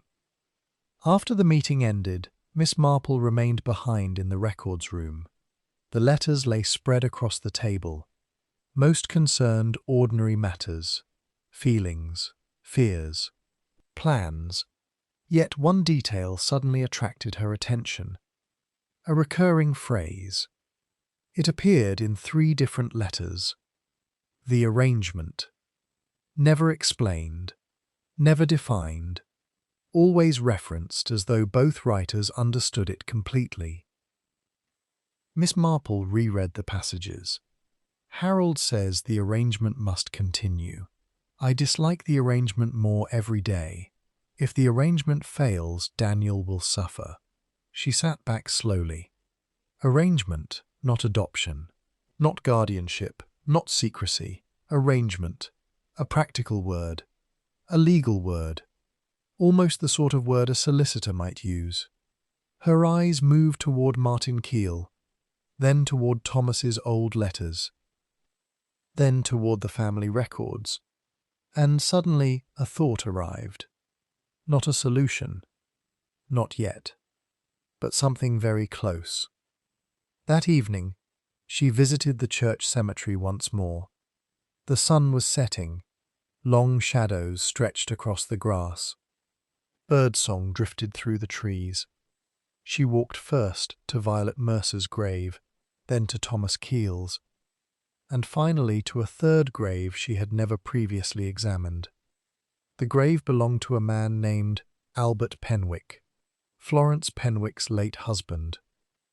At first glance there seemed nothing remarkable about it, until Miss Marple noticed the date. She stopped, read it again, then a third time, because Albert Penwick had died in 1930, just months before Daniel's birth. Miss Marple stood very still. Dates, always dates. Clara's words returned to her instantly. If the dates don't match, everything changes. Miss Marple looked back toward the village. The evening light painted rooftops gold. Somewhere among them lived a murderer, someone who had spent 25 years protecting a secret. And suddenly she understood why Harold Bexley had become so dangerous. Not because he discovered Daniel existed, not because he discovered Violet's relationship with Thomas, because he discovered something about Daniel's identity that made the official story impossible. Something connected to dates, something connected to birth records, and perhaps, just perhaps, something connected to the Penwick family. As darkness settled over Brindle Ash, Miss Marple returned home carrying a growing certainty. The truth was finally within reach, and when it emerged, it would shock nearly everyone in the village. Chapter 11. The Mistake in the Records. Not because she was troubled, quite the opposite. For the first time since Harold Bexley's death, the scattered pieces of the puzzle were beginning to settle into their proper places. The solution was not complete. A few important questions remained, yet the shape of the truth had finally emerged from the fog. And, as often happened, the key had not been a dramatic clue. It had been a discrepancy, a tiny inconsistency hidden among dates. The following morning she requested a meeting with Inspector Fenwick. The inspector arrived at her cottage shortly after 9 o'clock. One look at her expression made him groan. You've solved something. I've understood something, which is usually worse. Miss Marple smiled. Perhaps. Fenwick removed his hat. Very well. Explain. Instead, Miss Marple handed him several documents: the photograph, copies of birth records, the parish notes, a timeline she had assembled during the night. The inspector studied them carefully. After several minutes, he frowned. "I don't see it." "Look at Daniel's estimated age." Fenwick examined the photograph again. "The child appears about 18 months old." "Approximately." "The photograph was taken in April 1931. "Yes." The inspector suddenly paused, then looked up sharply. "Oh." Miss Marple nodded. At last he saw it. An 18-month-old child in April 1931 would have been born sometime during 1929, possibly late 1929, certainly not in 1931. Yet the records connected to Violet Mercer implied Daniel's birth occurred shortly before her death in 1931. The dates were impossible. The child in the photograph could not be a newborn. He was older, much older, which meant someone had altered more than names. Someone had altered years. Fenwick slowly sat down. "Good Lord." "Quite. The official birth date is false." "Yes." "Deliberately false." "Without question." The inspector stared at the papers. Then another realization struck him. If Daniel was born in 1929, then all assumptions regarding his parentage become questionable. The room fell silent. For several days, everyone had focused on Thomas Keel, because the evidence appeared to point toward him, but the timeline made that increasingly unlikely. The relationship between Thomas and Violet clearly existed. The letters proved that. Yet the child's age suggested Daniel had already been born before many of those letters were written. Thomas might have protected Daniel. He might have loved him. He might even have helped raise him. But he was probably not Daniel's father, which raised a far more important question. Who was? That afternoon, Miss Marple paid another visit to Florence Penwick. This time the meeting felt different. Not confrontational, not accusatory, simply inevitable. Florence received her in the drawing room. Tea was served. Neither woman touched it. "You've discovered something." Florence's voice sounded resigned. Miss Marple nodded. "Yes." For several moments neither spoke. Then Miss Marple asked, "Who was Daniel?" Florence closed her eyes. A long silence followed. Finally, "I promised." "To whom?" "Violet." Miss Marple waited. "Before she died." Another silence. Then Florence spoke again. "The truth wasn't meant to survive." A curious statement. Not hidden, not forgotten, not survive. As though truth itself were something fragile, something living. "Yet people kept records," Miss Marple said gently. "Not enough." Harold disagreed. At the mention of Harold's name, Florence visibly flinched. Miss Marple noticed. So there it was. Not fear, not guilt, regret. Deep regret. "You cared about Harold." Florence looked away. "Of course I did." "Then why were you arguing before he died?" The question lingered. At last Florence answered, "Because he intended to tell someone." Miss Marple's eyes sharpened. "Whom?" "Daniel." The room became utterly silent. At last, everything was finally circling the same point. Harold intended to reveal the truth directly to Daniel himself, which meant Daniel was alive, present, perhaps very close, perhaps someone everyone already knew. Did Daniel know who he was? Miss Marple asked. No. Did he suspect? I don't think so. And Harold intended to tell him anyway. Yes. Florence's voice trembled slightly. He said, "People deserve their own histories." Miss Marple thought of the murdered postmaster, the elderly man searching archives, the hidden photograph, the stolen records. Suddenly, Harold seemed less like a victim of circumstance and more like a man attempting to correct an old injustice. A dangerous thing, especially when other people preferred the injustice remain hidden. "Who killed him, Florence?"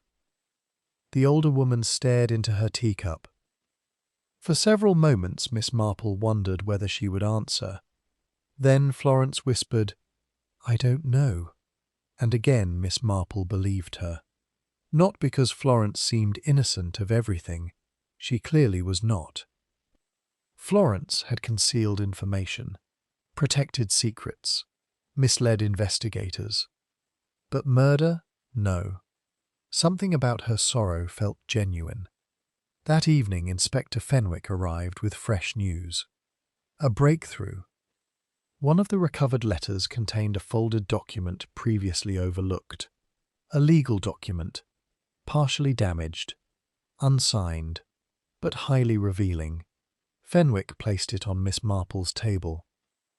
She read carefully. The document referred repeatedly to a guardianship arrangement, not adoption, guardianship. The distinction mattered enormously. Because a guardian protected a child, a guardian was not necessarily the parent. And one sentence in particular caught her attention. "The child's identity shall remain unchanged, but his parentage shall not be disclosed." Miss Marple reread it. Then again. Her heartbeat quickened. Identity unchanged, parentage concealed, which meant Daniel had likely grown up under his own name. Not another name, his own. A name hidden in plain sight. Someone in Brindle Ash. Someone carrying the same surname for decades. And suddenly another detail returned to her. A forgotten detail. A seemingly insignificant remark made weeks earlier. Harold searching records, checking dates, comparing names. If the dates don't match, everything changes. The dates didn't match. And now Miss Marple finally understood why. Because Daniel's birth record had not been altered to hide who he was. It had been altered to hide who his father was. A father whose identity would create scandal. Even now, 25 years later, Miss Marple slowly looked up from the document. And at that precise moment she realized something else, something far more alarming. The murderer had likely reached the same conclusion, which meant the person in greatest danger was no longer a witness, no longer an investigator, no longer Miss Marple. It was Daniel himself. And for the first time since the case began, Miss Marple rose from her chair with genuine urgency. Because if she was correct, someone might already be moving to silence the last living piece of the secret. Chapter 12. The Gathering at St. Cuthbert's. Miss Marple rarely hurried. Those who knew her well understood that she preferred patience to speculation. Yet on the morning following her conversation with Inspector Fenwick, she moved with unusual purpose. Because at last she understood two things. First, she knew why Harold Bexley had been murdered. Second, she knew who was most likely to be murdered next. The two facts were connected. By noon, Inspector Fenwick had arranged for several key individuals to gather in the church hall. The request surprised many, but murder investigations frequently involved surprises. Present were Florence Penwick Martin Keel, Dr. Grant Clara Dent, Reverend Holloway, several committee members from the Cookbook project, and one additional person, a man who seemed thoroughly confused by his presence. Edward Finch, the local builder, the man who had discovered Violet Mercer's letters hidden in the cottage wall. Edward sat near the rear of the hall. Broad-shouldered and practical, he appeared uncomfortable. He had never enjoyed attention, especially not police attention. As villagers settled into their seats, Anxious whispers filled the room. Everyone sensed that matters were reaching a conclusion. Nobody knew what conclusion. Inspector Fenwick stood near the front. Miss Marple occupied a chair beside him. Her knitting rested peacefully in her lap. The familiar sight reassured some people. It alarmed others. Eventually, the inspector cleared his throat. The room fell silent. "Thank you for coming." Nobody replied. "We are here because the investigation into Harold Bexley's murder is nearing its conclusion." A ripple passed through the audience. Fenwick continued.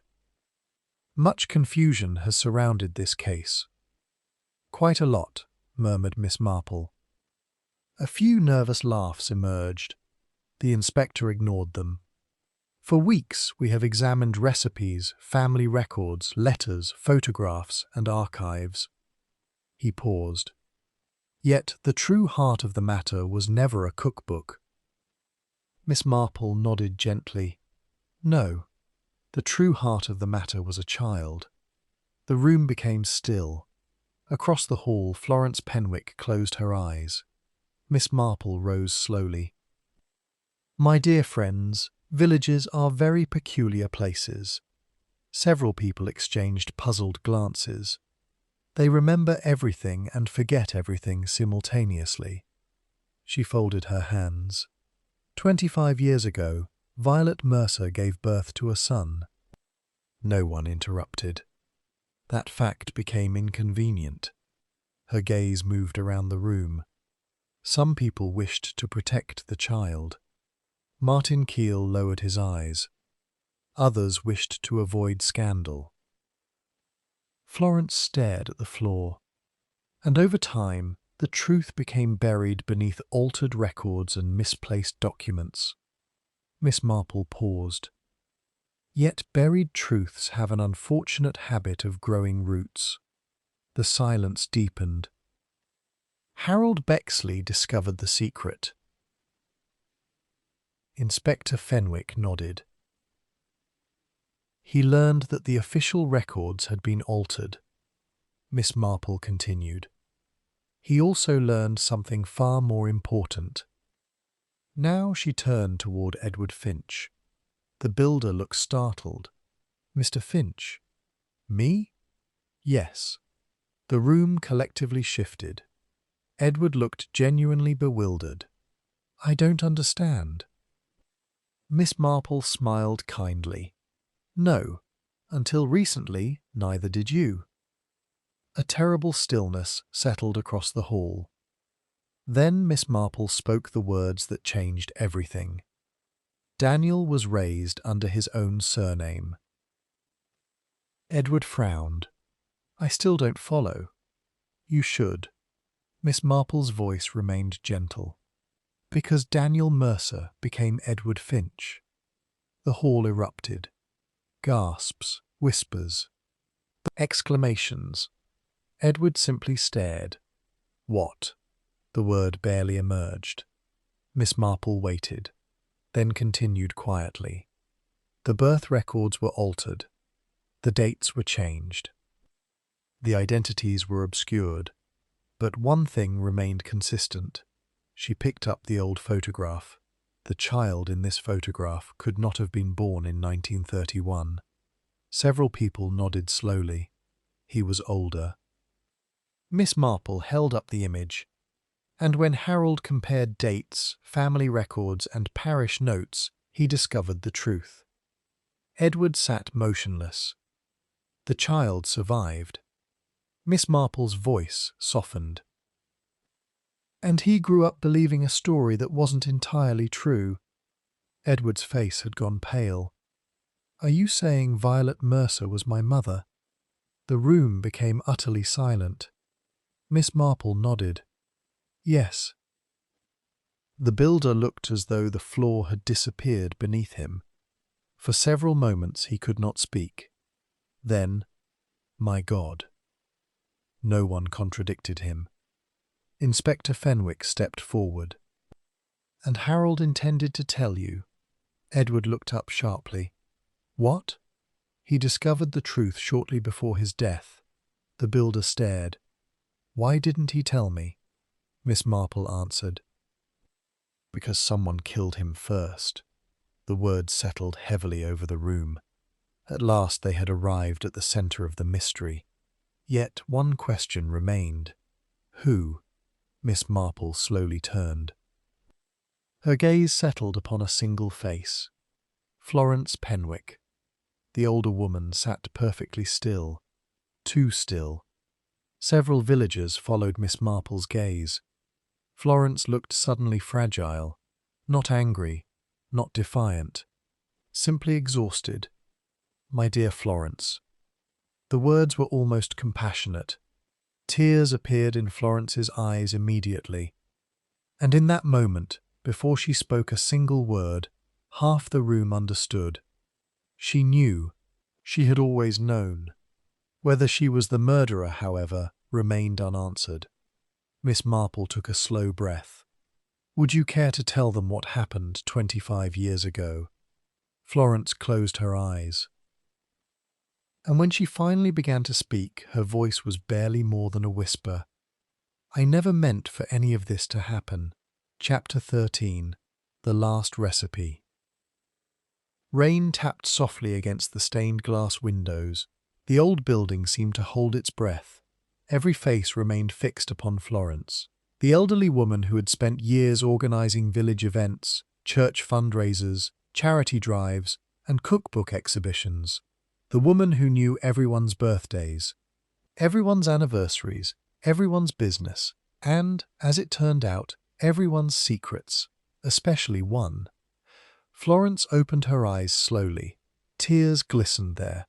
Not theatrical tears, not self-pity. The tears of someone exhausted from carrying a burden for far too long.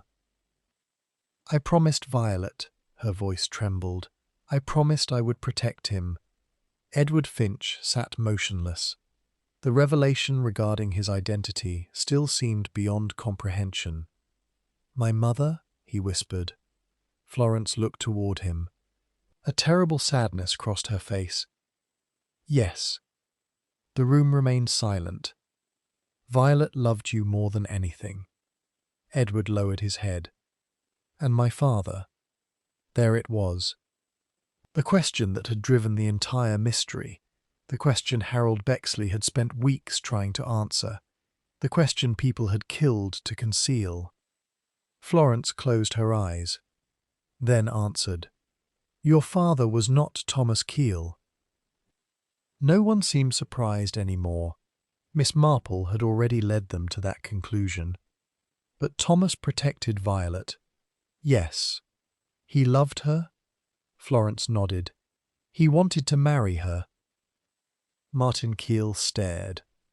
"My father never told me that." "No." Florence smiled sadly. "Because she refused him." Another surprise. Several villagers exchanged startled glances. Florence continued. "Thomas offered her respectability." The room remained silent. "He offered his name." Miss Marple nodded slightly.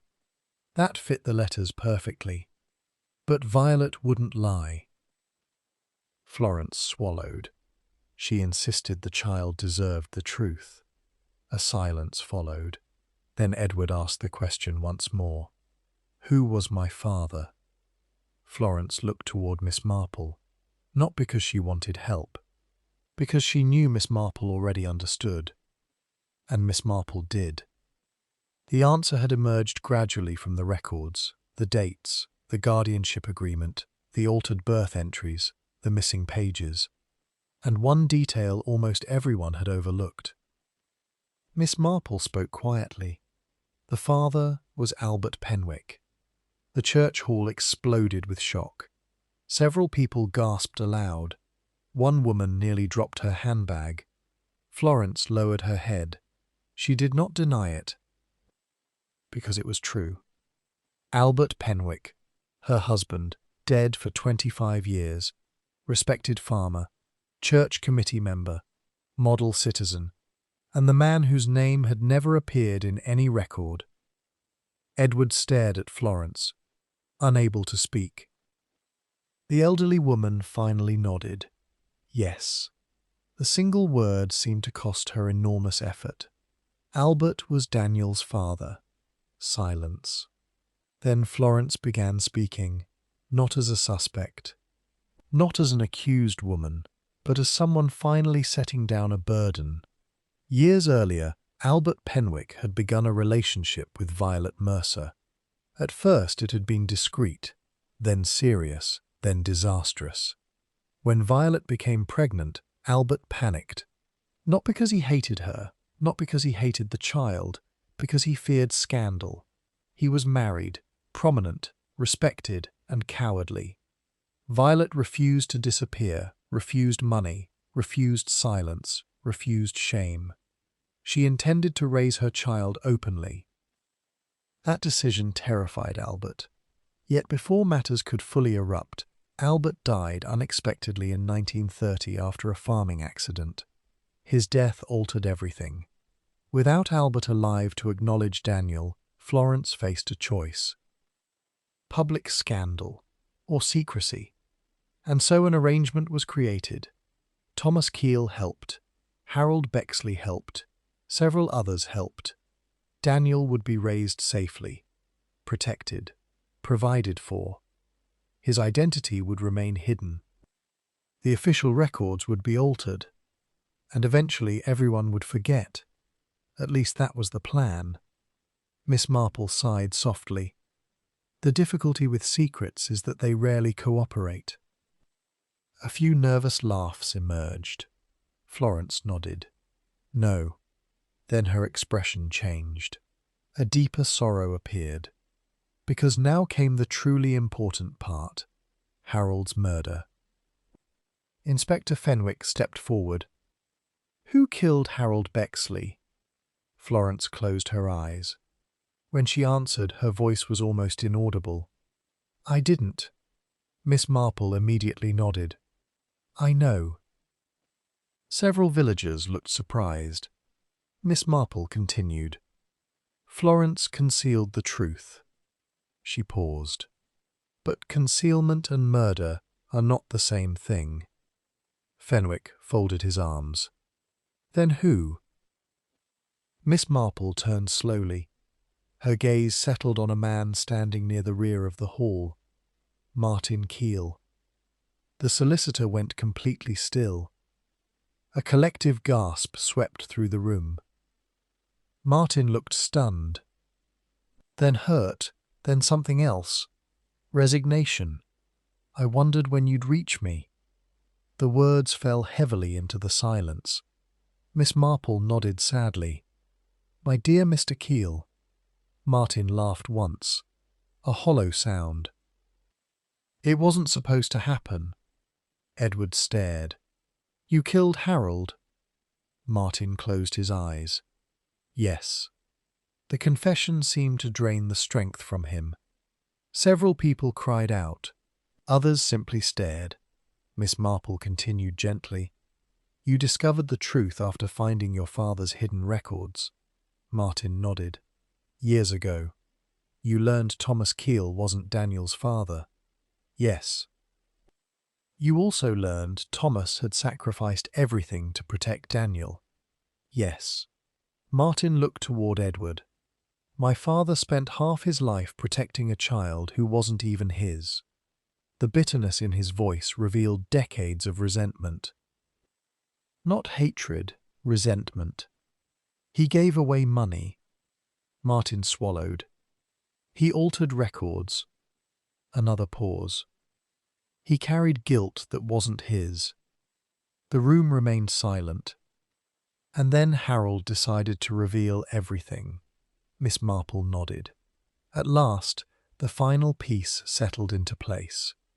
Martin had not been protecting himself, nor Florence, nor even Albert's memory. He had been protecting his father's. A reputation, a legacy, a story, a dead man's honor.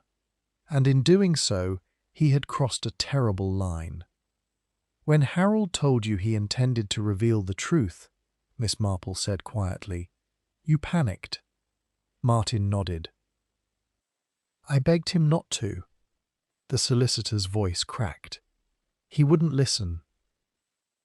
The church hall remained silent. He said Edward deserved the truth. Martin laughed bitterly. Perhaps he did. Then his shoulders slumped.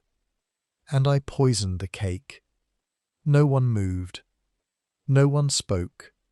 Because at last the mystery had reached its end. Martin continued. The poisoned slice was prepared beforehand. He looked toward Fenwick.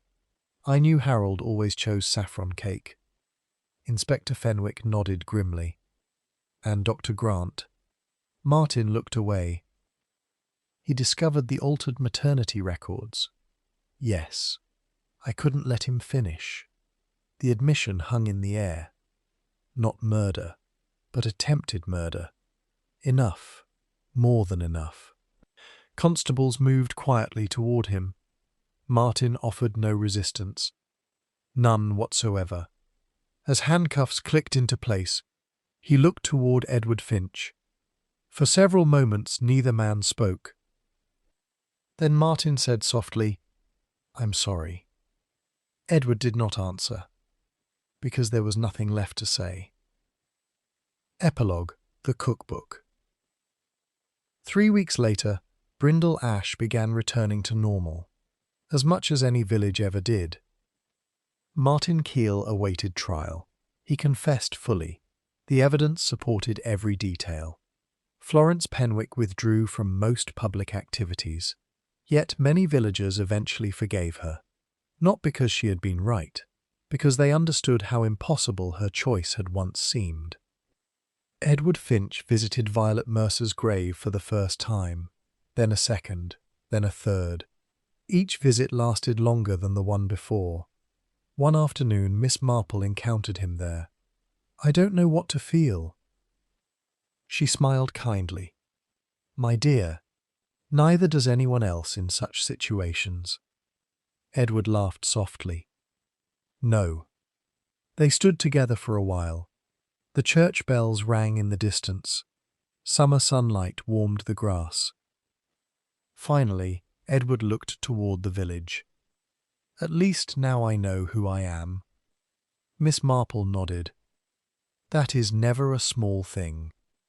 Weeks later, the Brindle Ash Village Cookbook was finally published. The committee briefly considered cancelling it. Instead, they dedicated it to the memory of those whose stories had been forgotten. One recipe appeared exactly as originally written. Violet Mercer's saffron cake. No pages missing, no alterations, no secrets. And as Miss Marple sat in her garden one quiet afternoon, enjoying a slice with her tea, she reflected, as she often did, that murder was rarely about hatred. More often it grew from fear. Fear of disgrace, fear of loss, fear of truth. Yet truth possessed remarkable patience. It could wait years, sometimes decades, buried beneath records, lies, and silence. But sooner or later, like a seed beneath stone, it found a way to emerge. And when it did, even an old village cookbook could become the key to a murder.